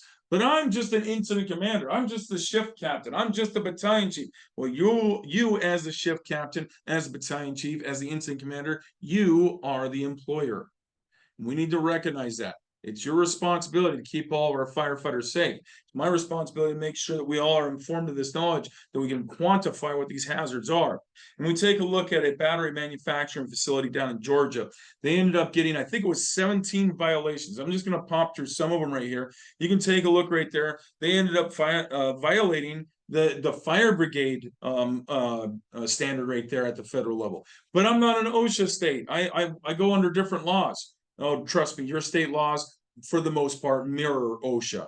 And NFPA, we saw it right there. You can still be fined. And you shouldn't be worried about being fined by any of the federal or state government entities or the jurisdictional agencies that you have in whatever nation you're at. You should be doing this because we care about our workers. We care about this health and safety of our responders. And we want to be able to fight for the next day. We don't Not really that it's fight, but we want to make sure we perform our task at the best of our levels right there. So we see a serious violation right there based on the training and the hazards of HF. Another serious violation, this one's going under HazCom, and there's other ones under HazWhopper, those specific standards. Employees were not provided with effective information or training on lithium batteries. Heck, even OSHA got the terminology wrong. It's a lithium-ion battery. However, we need to have the training. These 17 violations resulted in over $70,000 in penalties to this agency. This was released just this year. OSHA's being aware of this right now. Yeah, they're looking at the battery manufacturers, but what's not to say that they're not going to start looking at our fire agencies or our towing representatives or our cleanup facilities or our remediation sites. Heck, they usually look for the private entities first. So if you're a private entity, beware. Understand, there's ways to get around this though, not like skirt under. There's ways to make sure that we are safe, that we are wearing appropriate PPE, that we're quantifying the environment, that we are not getting too aggressive in our nature as we go through this. So carrying on as we're getting to near the end here, another research article back onto the contamination for my metals and my other products like cobalt, zinc, and nickel. Look at the amount of concentration there. This is from a battery burn and testing that they ended up doing. And they see the contamination on my textiles, on all of my surfaces. So fire investigators, cleanup companies, remediation companies, when my tablet goes into thermal runaway on the table, you go out and do an investigation on that? Well, sometimes we do, sometimes we don't. It might be interesting because the lithium-ion battery. Okay, after you get done, you just hand the scene back over to the family and everybody else. Okay, have you recommended that they end up performing a full abatement of their entire house? Because that's what's needed. When you start thinking about asbestos abatements or that lead abatement that we have from our structures or black mold abatements, we need to think about it at this level. We need, guys, during the last like 4 months ago, during one of the fire code meetings that I was in, they were talking about in the fire code requiring post lithium-ion battery fire events that a full abatement is done on every single structure fire. Well, we may need to get that. We may need to at least do testing, because think about this. Anybody, I know that some of you in here probably have kids or grandchildren that are between 2, 3, and 4 years old. Sometimes crawling, sometimes playing around, sometimes, I don't know, anything ends up in their mouths. Where is this smoke going? It's those heavier than air vapors. Where's that smoke landing and getting on? It's getting on every single surface. So now our kids, our dogs, we are all being continually contaminated with these metals. And remember, once again, just like lead and mercury for children, they end up building and they stay in the body and they are neurological hazards for a very, very long time. Well, what about us? I just show you textiles and garages. What about the bunker gear? What about my jumpsuit? What about my uniform? What about my outfit when I end up going on a lithium-ion battery fire and I'm standing in the smoke, like you've already seen more than enough pictures, some of them from trial and testing methods. I want to add, we want to make sure we stay out of the smoke as much as possible. But especially for my firefighters here in the house, you know that's impossible. That's absolutely impossible. So we need to identify and figure out how to get this stuff out of our textiles. And right now, a normal water extractor for NFPA, what is that, 1852, is only required to get 50% of the contaminants out. Now, the upcoming standard is going to say it needs to get 70% of the contaminants out. That's great. Okay, more removal of more percentage. But what's the starting percentage versus what's the ending percentage? That's what they're doing a test on. So if I had 100 of whatever, 100 milligrams per cubic meter, if I have 100, I need to get it down to 50 right now. And the new standard, I need to get it down to 30. Well, what if the OSHA standard, the occupational standard, says that you have to be below 3? And I'm at 100. Well, per NFPA, if I get it down to 30, I'm good. But per OSHA, for skin contamination, I'm still 10 times the amount.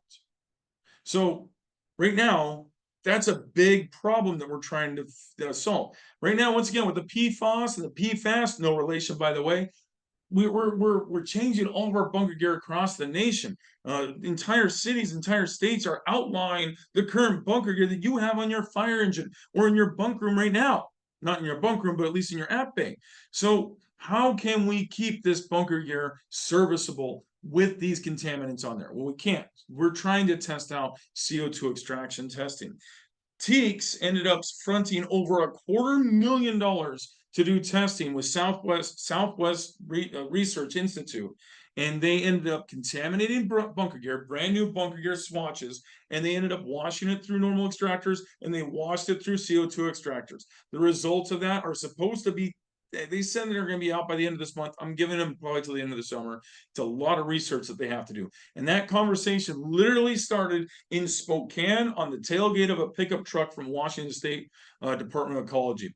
between two of my friends, Sean Thompson, Todd Smith, and Chief Les Stevens down in San Marcos, Texas. We ended up having a conversation about what this problem is. He's like, "Oh, I know some friends," and he ended up calling up Gordon Lorimeyer in Teeks, and we got David Coatney from Teeks all together, and they were willing to front the money. Thank God for all the work they're doing. And hopefully what we're going to find out from this CO2 testing is that it doesn't just get it from 100 down to 30, and that 70% drop that the NFPA requires. Hopefully it'll get from 70 down to 1 or 2. We don't know yet. I'm hoping that will be the answer, but we need proper research. There's other research going on with San Diego Fire is working with UCLA. There's going to be results of testing from them at the end of the year. They're doing textile testing as well. And then FSRI, they're doing a ton of battery burns right now with internal combustion engines and electric vehicles. They're working, Dr. Gavin Horn is working with North Carolina State University to identify the contamination there as well. So more results by the end of the year. So who knows? Maybe we might have to do lithium-ion battery toxicology 2.0 next year. So what can you do about this between now and then? Well, log your exposures. And yes, I've got some fire-looking things. There's a fire helmet, there's a firefighter, there's a fire shield. Heck, one says Washington because I'm from Washington up here, but this is for everybody. Maybe not the National Firefighter Registry. That was an act of Congress in 2018, and I'm not going to go on depth in it. If you want to learn more about the National Firefighter Registry, go back a few months to these Provident webinars, and Chief ended up having a great conversation about the National Firefighter Registry and the benefit it is to all of our firefighters to sign up. Hey, you can become a gold member fire department if you get over 50% of your firefighters signed up.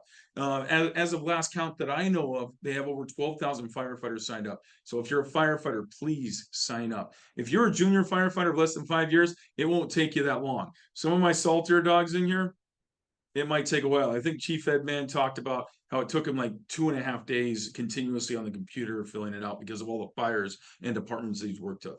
But in the immediate time, we have to take a look at how am I going to log my exposures of the current fires and events that I'm on.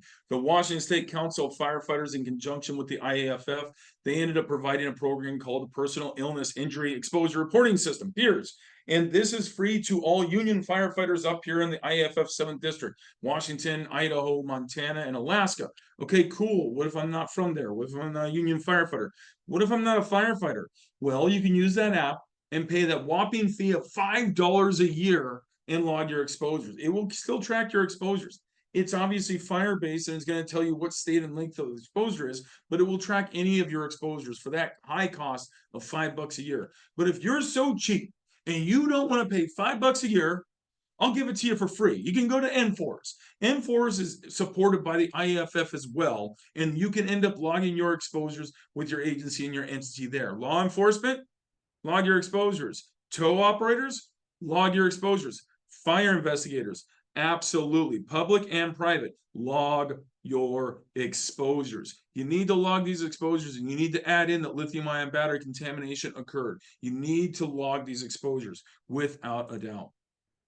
So wrapping everything up here with all the information that we've gotten here, a quick talk. I could have gone hours and hours and hours, but I'm not a doctor. I just play one on TV when we sit there and go through this. I'm going through my college degree on YouTube University, getting all the lessons here. I didn't want to get too deep into the numbers, but how do we get this information out to the public? I didn't have enough time today to showcase the brand spanking new, not even 24 hours old new webpage from Spokane and Spokane Valley. But you can see that we have a lot of great things out there. This QR code goes to the batteryfiresafety.org. That's the charge webpage that is hosted by FSRI. And that has a lot of great videos, a lot of great flyers, a lot of great ways to inform our public to make sure they use listed or UL or UTL listed equipment. Make sure you use the proper charging equipment. Do not throw batteries in the trash. Tell the public about that. FDNY Fire Smarts is another great one. And if you do a quick search right now, like I said, I was getting emails just today about it. The city of Spokane, in conjunction with Spokane Valley Fire and all the authorities over there, they end up just coming out with a community risk reduction setup right there as well. And there's There's videos from many other fire departments. I know San Diego has a lot of work on that. I think there's some teams and groups down in Florida, but those are some of the big ones. Make sure to inform your public. That's why New York has been so successful. Even though they have the same amount of structure fires and events with lithium-ion batteries, they're having a much smaller amount of fatalities. And that's what we want to see from this. And I do not want to see fatalities from our firefighters. So inform yourself. Research, research, research.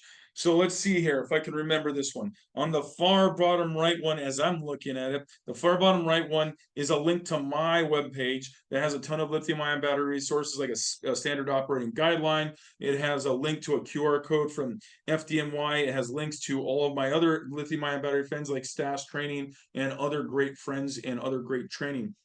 The bottom left one, that is a link to my Google or to my OneDrive that has 15 research articles in there. Within one, and I still need to update it so it might go away and come on back. Within one, there are links to YouTube videos and a lot more health and toxicology databases.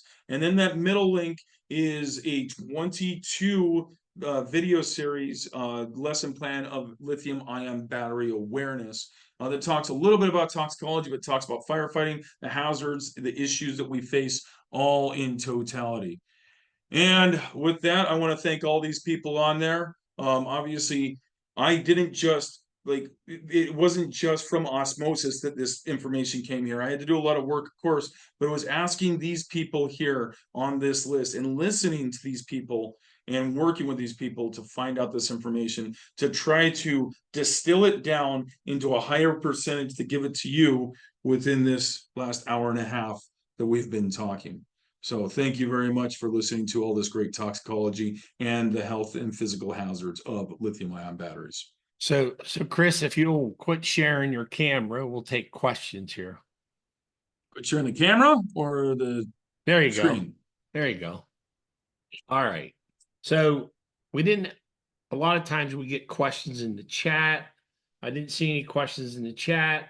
I did see that Mike D'Angelo perhaps says, I knew Chris was a good guy. He's a Mopar guy. Laugh out loud.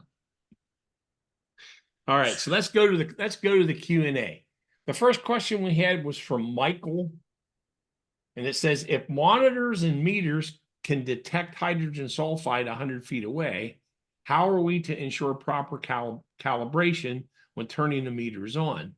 Could it then be possible for reading to actually be higher than what's being shown on the meters? And then it says autocorrect wrong compound. So yep, hydrogen fluoride. So whether it be hydrogen sulfide, which is in some of these batteries as well, but some of our agencies and entities are going to hydrogen fluoride direct detection. So I would give the same recommendation that I would for any type of hazmat call or any type of other event. And I know it's difficult in structure fire post monitoring. Turn the monitor on before you get there. You need to turn the monitor on in a known clean environment. But holy crap, 100 feet away, that's a long distance. Heck, the 2024 Emergency Response Guidebook provides an initial isolation distance for any type of EV at 75 feet. Now, in discussions I've had with other battery experts like Patrick Durham from STAS Training, we're recommending, because it's a gas, 330 feet or 100 meters in all of the other countries. So if you're over 330 feet away, I would consider that area, and you're not right next to a fire engine, I consider it safe. You do not want to be doing bump testing or calibration. You're probably not going to be doing that right there on scene as well. But if you have numbers, you want to trust those numbers until proven otherwise. But that is a great question and a solid question. Okay, so to the turnout gear, I have to assume that once our turnout gear is exposed to toxic EV fumes, they must be taken out of service. Is that the statement or the question? That's the question. I guess you could take it as a statement if you think about it. Because it is, and that's what happened. This department was more than willing for me to provide this information to STAS Training so I could speak of them. East Side Fire and Rescue, they're just north of me, and they did the right things. They ended up having a battery deflagration event inside a 53-foot semi truck. The incident commander said, "I've never seen it wow out like that. Like, what, the drum? He's like, no, the whole trailer, the door blew off and the trailer exploded. But the firefighters there that had to dig through the mess, that did overpacking, that were in the contaminated smoke, they ended up, luckily, that agency is a full career agency. They have a large budget. Heck, one of their response areas is the headquarters of Microsoft. So they got some money. They all have 2 sets of bunker gear. And with them having 2 sets of bunker gear, they were able to strip that first set and take it out of service, bag it and tag it to do an advanced cleaning. Trying to test for these metal nanoparticles is very, very expensive and very difficult. And most cleaning agencies, none that I know of, are doing the testing on that stuff right now. Heck, that's why Teeks ended up fronting $250,000 for the testing down at Southwest Research Institute, because it's so expensive for the device.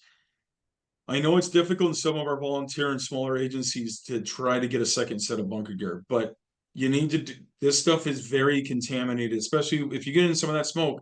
It is very contaminated. Really short story, Chief, if you don't mind. In 2019, one of my neighboring departments in the east side of this county ended up responding on a Chevy Volt fire. It was roaring, hot fire. They ended up fighting it like a normal internal combustion engine. So they rolled up probably about 50 feet, 60 feet away. And as they extinguished that fire, then the venting started happening, and those heavier than air smoke started coming on in, and it went into the cab of the fire engine. The bunker gear of all the firefighters was thrown away. The textiles, as in the seats or any of the soft parts of that fire engine, were disposed of. They tried to clean it. The firefighters started complaining of headaches and illness. The next shift came on, started complaining of headaches and illness and respiratory distress. Then they decided to take it out of service. They took it to professional cleaning. They could not get the smell out. That rig was contaminated so much that they removed all the seats. So when it comes down to bunker gear, I would say that that's a statement, not a question. Okay.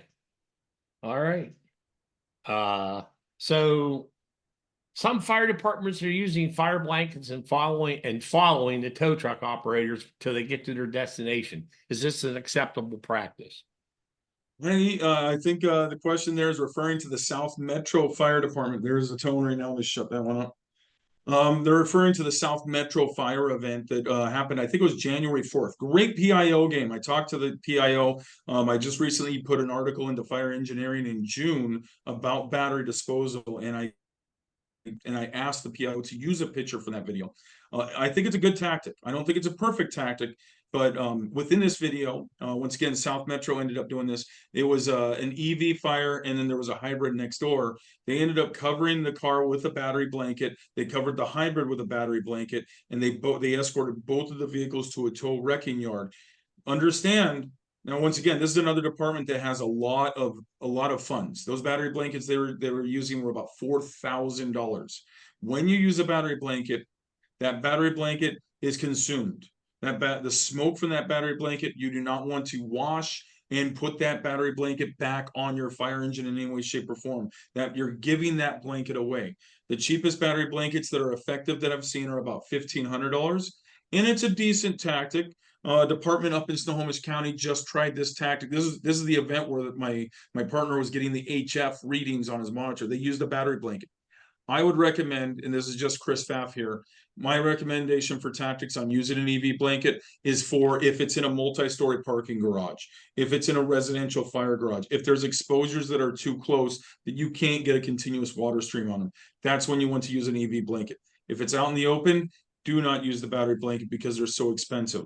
Now, one of the things, there's Milton, Georgia, just enacted last week a fire code. Once again, prevention for the win. They enacted a fire code that states that every multi-story parking garage has to have a battery fire blanket. Depending on how many EV charging stations there are, if there's less than 5, they have to have a battery blanket where the fire department can access it. So now the fire department's not buying a blanket.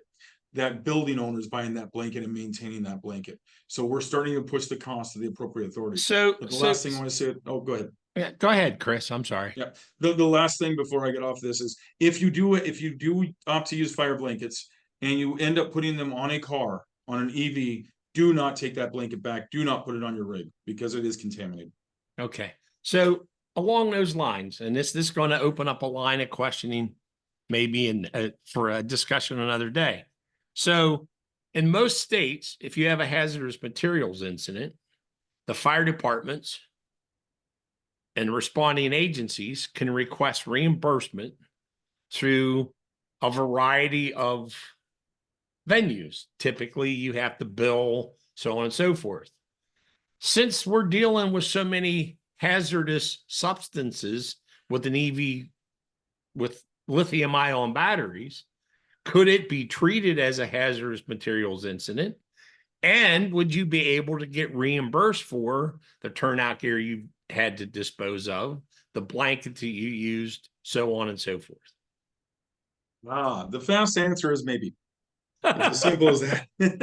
And different states and different authorities are going to play this in a different fashion. Now, the insurance companies right now, they're pushing back on my tow agencies. When you go to those SAE J2990 standards just for them parking, when the tow company ends up parking an EV, they have to isolate it 50 feet or 3 sides of a non-combustible. That requires 6 parking spots. So when a lot of the tow companies, I got an email sitting in my email right now from a tow company. When they charge the insurance company for those 6 spaces, that insurance company is pushing back. But we have the towers have a lot of legal ground to stand on. SAE J2990 says 50 feet or 3 sides protected.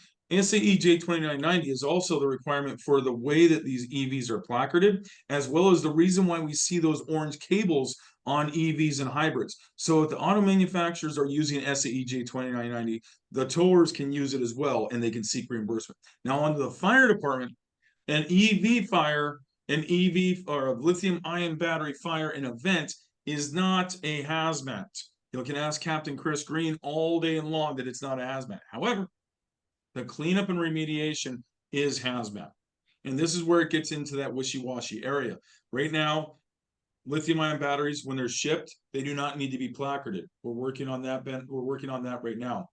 Lithium-ion batteries, when they're stored as an energy storage system, they do not need to be listed as a tier 2 product like propane or gasoline or anhydrous ammonia. So it's not on any of our response maps.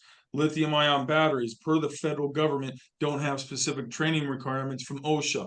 Lithium-ion batteries are invisible because there's such a new technology. But you stated it perfectly there. The chemicals coming from this are hazmat. The chemicals coming from this are hazardous. The metals coming from this, you can try through the billing process. It will be a difficult fight with an insurance company, but if you work with your state, right now in Washington, I'm lucky enough just to be on a state panel. I've had conversations. If you start taking a look at your state fire marshals and your representatives in your province and others and start beginning this discussion, man, you talk to the Office of Insurance Commissioner, you talk to your Department of Commerce, you talk to your state troopers or state patrol, they can start working on enacting change. It takes time. So it would be wise in a lot of states, for example, in Pennsylvania, to have a discussion with the Department of Environmental Protection or whatever that state agency is in your state that deals with the environment. That I would assume that's where, because here in Pennsylvania, that's who pretty much manages the hazmat stuff. Yes. So, the conversation has to start somewhere. And of course, with the demographics and the makeup of our country, you're going to have the conversations with your state officials. And maybe even your local LEPC would be a good place to start. And then it can work up through the chain to the appropriate places. Because I really don't think, in a lot of cases, the people in charge of state agencies, or for that matter, the legislative bodies, truly understand what we're dealing with in the aftermath of some of these incidents. That's true, Chief. Yeah, especially here on my side of the country, out here on the left coast, there's a huge push for EVs and everything's great. And when something is considered so great, when somebody starts talking about the negatives, and that's what we're trying to talk about in the fire service, in all emergency services, I'm saying in general, when we talk about these problems, we've been told for the last 4 years to shut up, stop telling people what these problems are, because you're giving the other side ammunition. It's like, I'm not trying to give anybody ammunition. I'm just trying to defend and protect all the workers and responders that are out here from this known entity. It took us 3 or 4 years to get some of these authorities on board, but now that they're on board, they've got some deep pockets, and I'm hoping that very soon at the federal and some of these local levels that funds might start coming in, but it takes a lot of talk. And obviously, there's a lot of different difficulties and differences that I'll never know of, Chief, right there when it starts coming down to commonwealths. So don't get me into that because I'm Well, lost on that they world. call us a Commonwealth, but we're no different than any other state. They just use the term Commonwealth when it suits them. So next question from Jacob Elder. Should we be trying to knock these gases and vapors of products of combustion down with a fog pattern, or use a PPV fan to push them away from people, exposures, etc.? I feel like you have the power of my good friend Sean Thompson just coming through right now. We were literally having a discussion. So really short story. God, every answer comes with a story. That's the nugget you get. So we just and I don't have the entirety of this, so don't get this right, wrong, or otherwise. But it's just preliminary evidence. We had a Tesla fatality accident on one side of the state. Because it was a volunteer department, a long response, and they didn't have a continuous water supply, they were unable to extinguish the fire. They just let it burn. What they identified in the dirt was very low levels of metal contaminants. They went up in the thermal column and they went away. On the other side of the state, career department, car ended up going off the road. Same type of car. Car ended up going off the road.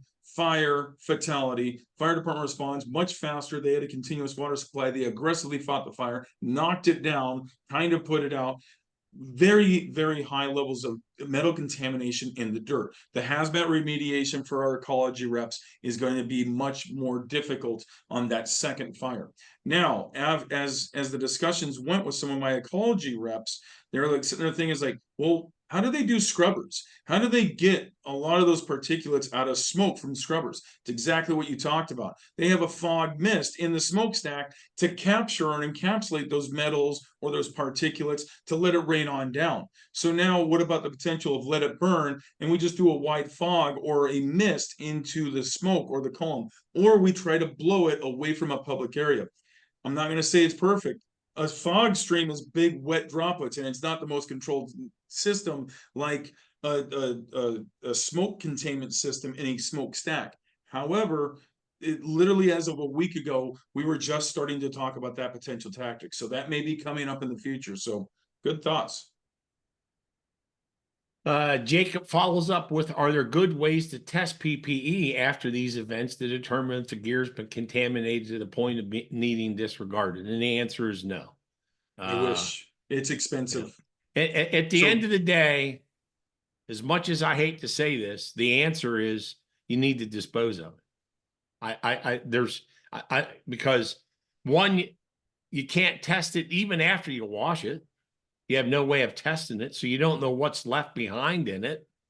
One thing I do want to put as depends on how much smoke you get. Like we go on because I'll tell you right now. Think about your house. Do you have a lithium-ion battery in your house? Yeah. I have 15 lithium-ion batteries within 5 feet of me. So every single structure fire that every firefighter goes in the world right now, unless they're doing a structure fire maybe in the middle of like Asia or something like that, where there's not as much technology, but the rest of the world, in the modern world, every structure fire has lithium-ion batteries, which means that we're all being contaminated by lithium-ion battery smoke. So where is too much? I don't know. If I'm standing in a full cloud of an EV fire, that is that disposal. Now, if we go by NFPA 1852 standards, I think it's 1852 for PPE washing, especially the new standards, you can validate, and I found this out from UL just last week. I was in an IFF class over in Spokane. If you can ask the UL standards committee to, and it's going to cost, but it doesn't cost a lot, to give you swatches. They will give you clean swatches. You throw that swatch into your extractor, your cleaning device, and you throw it through the extractor, they will take that swatch back because they gave you a contaminated swatch. They go back and they will test the swatch. The contaminants on it aren't the same as lithium-ion battery smoke, but they can prove that your extractor is still compliant to 1852 standards, that it will reduce it down to that 50%, or as the new ones, 70%. Now, you still have potentially 3, 5, 10 times more skin contaminants of those metal nanoparticles. We'll find out more when that teak study comes on out, and I'm hoping to have that information here soon. But just like the PFAS, that's the biggest argument that we've had right now in the fire service. How do you get rid of the PFAS? Do you throw it? Is all the bunker gear in America has it all just immediately been thrown away, even though it has PFAS in it? No, we're still using it. But what have we done? We're reducing the time that we're wearing it. So you're reducing your exposure because you're understanding the physical hazard of a structure fire, and you're removing that health hazard by having that dermal exposure of that gear on you. There's always going to be risk. You cannot reduce and eliminate all risk. So I want to say that your gears, if you get any lithium-ion battery smoke, that your gear is garbage. But you should test it. You should make sure that you go through an advanced clean per FD 1852 standards if you think you had any lithium-ion battery smoke in it. All right, and I know we've been trying to work with Lion to get a webinar set up with them, and I think I need to follow up with them again, because Sam and I had a discussion with a guy at FDIC, and he was very interested in their cleaning processes for the stuff. So the whole thing with the PFAS, we could have a 3-hour discussion on it just in the turnout gear. I mean, I'll share this with you quickly. I know they did some studies with the turnout gear with the PFAS removed. So they took the turnout gear, they put it on pigskin. They dripped diesel fuel and oils on the outside shell of the turnout clothing. The next day, the pigskin was stained because the stuff leaked through. So if we give up the PFAS, we give up the water resistance. You're giving up protection. Yeah. So you're giving up protection. So now I wear that turnout gear. It gets wet on the outside. It seeps through. Now I get myself into something nice and hot, and I turn into a lobster. I'm getting steamed because I don't have that water resistance, that water repellency anymore, that liquid, the protection from that liquid on my skin. So let's give up the PFAS and let's create yet another problem. I don't know. That's my argument, Chief, and I agree with you. We could go into a 3-hour debate, but in the PFAS and in the lithium-ion battery thing, no matter what, when you sign the paper, for anybody, for any of our backgrounds, we signed the paper. It never said in the job description to die, but it also didn't say in the job description that you will eliminate all risk. Right. We cannot eliminate all risk. The only way we're going to eliminate all risk is not to go to fire calls. And if that's the case, then you're not a firefighter. So, you got to get a job with an insurance company like I have, right? You don't go to fire calls anymore. So now I don't know what this comment is from Ben. It says the story I heard, this was outside and did not go into thermal runaway. I don't know what that refers to. Robert Brooks, it says insurance companies can be billed to replace fire blankets, telling operators need to buy their blankets since they're charging for the tow. Robert goes on to say insurance only pays $500. Though you're protecting this is from Alan Durbin. Though you're protecting surrounding, you'll get some water runoff. That might have come from the battery. Is this a hazmat?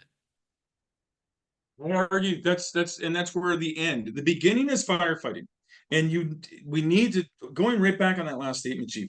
We need to make sure we're still aggressive firefighters. Do not let the fear of lithium-ion batteries stop us in our tracks. Protect ourselves, wear our full PPE, be aware of the explosion hazard, be aware of the health hazard. But now that we're aware of them, we need to still continue to do our job and save our citizens and protect our communities. But after we protect the communities, we back on down. Yes, this is where hazmat cleanup and hazmat remediation have to happen. And that's where those conversations with our state environmental representatives in the Department of the EPA needs to come on in. And there's private contractors out there right now that are starting to do this. I'm not saying they're all perfect and they're all great, but this should not be. Back in the day when you were writing on engines, Chief, I know you remember when there was already the beginning of a conversation that, these hazmat calls, they're starting to be a problem. We're going to start making hazmat teams. And you know what? Should we take hazmat back to the fire station? And somebody that was really, really smart said, no, we shouldn't. So Gregory Knoll, Mike Hildebrand, and all the other writers for Hazmat, they ended up making that decision in that conversation. They worked with the federal government. They said, no, it's not the fire department's job. That's a cleanup company's job. We should be looking at the same for our fire departments.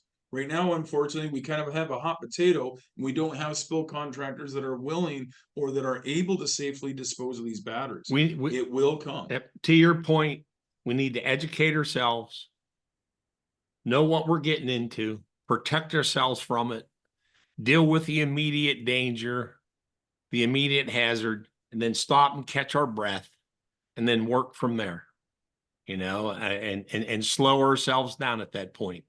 But you know, and look, if you don't know what the hazard is, pick the damn phone up and call somebody that does. We had a webinar with Bobby Schneider from Ohio. They have a toll-free number you can call. Yeah, ESA has their toll-free number. I'm sorry I didn't talk about them. Yeah, Dalen Zartman and the ESA, and I love that webinar. That was a great one you had. I'll have Sam put their phone number on the links tomorrow. So if you have an EV incident, a lithium-ion battery incident, and you need technical support, you can call these folks in Ohio 24 hours a day, 7 days a week. It's kind of like Chemtrek for lithium-ion batteries, if you will. So Adam Hansel makes a statement. Sales reps are telling chiefs that fire blankets can be aired out after each use. I love the sales reps that say, don't believe that. Do not believe that. All right, there you go. Are one-time use. They will say they're multiple use. It's just like flushable wipes. Do not flush your flushable wipes. Go ask anybody that works in a sewer or any type of septic system. Do not reuse the reusable batteries. Where can we do more testing to get better live results, sort of like beta testing for our products for lithium batteries? You know, us from the demo in OSU, lost your number to call directly. Phil Worsman, does that name ring a bell? Was it? Phil Worsman, WORSAM, says, where can we do more testing to get better live results, sort of like the beta testing on our products for lithium-ion battery fires? You know us from the demo in OSU. He lost your number. Yeah. We, hit that QR code. I'm an open book. Give me a call. My phone number and my email are on that QR. Just to remind everybody, we'll be sending out Chris's PowerPoint in a PDF. All of those links and everything will be in there, and Sam will include any additional links. And Chris, if you think of it, how about providing us a link for the webinar that was just released today on this, you said stash training, I think it was? Yes, I will. You want me to, I'll email. Yeah, just drop that link to Sam and we'll put it in the material tomorrow when we send it out to everybody. Absolutely. And he has so many great videos, and Patrick is up there in Michigan. He's traveled across the country. He'll be down at Fire Rescue International as well, doing presentations, and he's willing to train any of the responders out there. So feel free to reach out to him as well. Mario has a question. In the event of an EV fire nearby houses and smoke vapors get way inside the house, occupants should be evacuated and the house should be ventilated by the fire department. What about decon if contamination occurs? What would be the responsibility of the fire departments besides responding to the EV fire? Well, it comes back down to that fire investigator. They need to get that information to the public that they need to have an abatement. Do we have the authority? No. Can we, if we wanted to force the issue, contact our regional Department of Health, whether it be the county or the city Department of Health? We could. How much do you want to push that issue? But we go back to the things like the East Palestine train derailment. We all understand, we probably all heard, everybody probably remembers the East Palestine train derailment. $680 million in lawsuit, which is unbelievably small. I'm pretty surprised. But you know how many people died from East Palestine? None. The biggest problem with that was every single person's house smelled like crap. And the EPA kept on telling everything's fine. It was a PR nightmare, unfortunately, for the people and the responders. The fire department, they did what they could with the tools they had. But the public, their houses stunk and they were nasty. They said, we need help remediating this. The car insurance company, this is where the insurance company is going to come back in.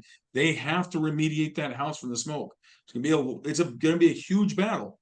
And this is where the insurance company is making a lot of fights right now with with providing coverage to EVs because of all those potential what ifs. But yes, I would recommend to the family that they need to evacuate. And so in that provide situation, maintenance. basically all you can do is tell the family, look, we recommend as a fire department, you probably shouldn't occupy this place because of all the potential contamination from lithium-ion batteries, so on and so forth. You should contact your insurance company and you should tell them you want a mitigation taken place. So, Yep. in our area, this is a statement from Michael Graham. In our area, if we get dispatched to a battery fire involving a vehicle, we request hazmat as well as dump trucks with sand and or dirt. Like that plan. And that's the biggest thing. No matter what, whether that's the plan that your agency could do or wants to do, they have a plan. All of these always require a plan. And that's the biggest thing. You need to talk about it before we go in we know what the run card is going to be for a residential response, a commercial response, a car accident, water rescue. What's the plan? What's the run card for this? What is the play?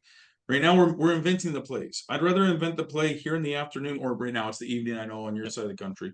But in the afternoon in the office, instead of 2 o'clock in the morning, and start making a lot of phone calls and waking people up. Make the plan during the day.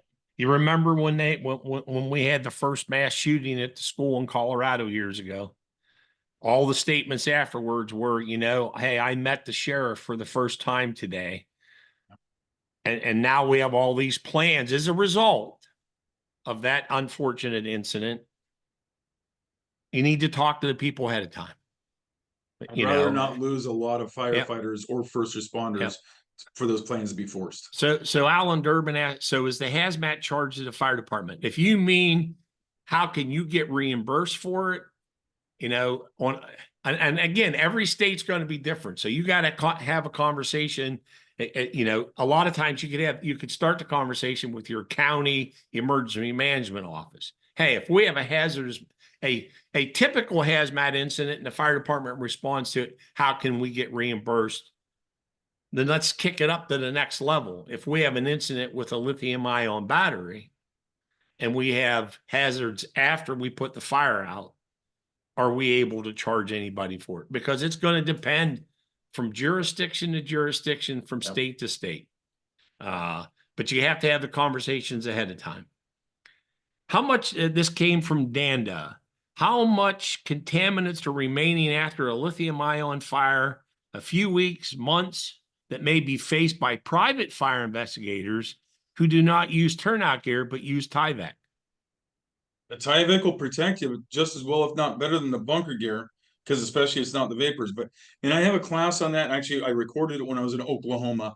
The recording's kind of junky, but I'm hoping to put that out on a video for health and safety, for all fire investigators, to include our privates. Wear an APR. I believe that's going to be like the MSA is oh god, the GME cartridge. Make sure that it's resistant against it's a P100 and a GME cartridge. It'll be resistant against at least the PELs of hydrogen fluoride and the metal nanoparticles. You are still getting contaminated and exposed, but just like any type of fire, you are getting exposure. The Tyvek will help you out. Right. That'll work, but reach out to me and I'll have some videos. All right. So this is going to be the last question we take, because we've been at it almost 2 hours now. And I know Sam's getting nervous. My marketing director is getting nervous at this point, but he knows that when we get into one that's good, if it lasts more than an hour, it lasts more than an hour. It's just the way it goes. Trying to keep it short. So, I did. Well, hey, you can't keep this one. You can't keep this one short. So Michael Graham, has NFPA come up with a plan with how these battery plants that are being built, if they have a fire, how to attack, or what fire departments should do? NFPA 855 right now is the standard on energy storage systems, and that's going to be per the 2024 International Fire Code. It's required, but most of our states aren't on that. I know NFPA 1 is at least requiring it for the newest NFPAs, but that's the standard. NFPA 800 is a new standard that's actually being trialed right now. So they're accepting comments from the NFPA. Once again, that's for codification for micromobility devices, EVs, handheld portables, everything other than energy storage systems. They're still trying to hash that out. At the same time, I'm hoping to be talking to NFPA 470, which is the Hazmat chapter, to try to make a mission-specific competency for energy responder that mirrors what Seattle Fire Department's energy response team is doing. So the NFPA 470 is for training requirements like like firefighter 1, firefighter 2, hazmat officer awareness. I'm trying to put a training in there, and by January we should have a conversation. I'll be talking to that panel. For code, NFPA 855 and NFPA, which is currently active, and NFPA 800 is being made. So we are working on codification, but go to the NFPA channels to take a look at those, at least those two codes, and what some of the recommendations that out there are. Okay. So why I'm thinking of it, folks, while you're listening, September the 24th, we'll be doing a webinar with folks from Europe to get the European perspective on lithium-ion batteries. This all started when we had a conversation with a gentleman from Cold Cut Systems. So we're going to have somebody. So this webinar will be in the afternoon because of the time difference. It was either that or Sam and I had to be up at 2 o'clock in the morning to do it. So, just as a reminder, we'll be advertising that tomorrow. Sam will make sure we have a link to the FSRI training stuff, so you know where you can go there. Look, folks, for years I've heard the fire service say we need access to online training. Here's a perfect example of online training. FSRI, you want to learn something about fire dynamics, lithium-ion batteries, you name it, you can find it there. So please, take advantage of the links that we're going to provide you tomorrow when you get the follow-up from tonight. So once again, Chris, your expertise shines through once again. I need to extend my heartfelt gratitude for yet another outstanding webinar. I'm confident our listeners have gained valuable insights on safeguarding themselves against the hazards associated with responding to lithium-ion battery incidents. Your contributions are invaluable, and keep it up. I'm on the backside of my career. I'm 65. I don't chase fire trucks anymore, but I'm glad there's some young folks like you and others coming up through the ranks behind me to be able to continue to offer this kind of training and help keep firefighters safe. Because that's always been partial to my heart, is keeping firefighters safe and keeping them alive. So I certainly appreciate the work you're doing. I'm not reading that from a cue card now. That's coming from my heart, Chris. So tomorrow, folks, the email you'll receive, you'll have the links to Chris's website at Hazmat Rescue. We'll provide some additional links for other training sites. Keep an eye on your email from me that'll give you your certificate of attendance attached for tonight's webinar. Again, tonight's episode will be uploaded to Provident INS. You'll receive that link in the email within the next day. Make sure you check your spam folder or junk email before sending me an email saying, hey, I don't have my certificate yet. For those of you who use the webinar as training for a group of people tonight, or anytime, if you take any of our recorded webinars and you show them to a group of people for your training, if you send me an email with I prefer it in a spreadsheet because it makes it easier, first name, last name, and an email address, I'll send certificates to the folks. You'll get a spreadsheet attached tomorrow. So if you did it in a group tonight, I'll be able to send group certificates. Any of our previous webinars at providentins.com using the training resources link in the upper right-hand corner. August the 27th, we'll have Joe Bonanno, a retired FDNY firefighter, will be with us again, and he'll be talking about first responder specific exercise and post-incident recovery. You might remember him from our previous webinar in June where he discussed first responder nutrition. Damn, did I learn a lot of things about my eating habits during that webinar. So until we meet again, folks, stay safe for your family's sake. Good night.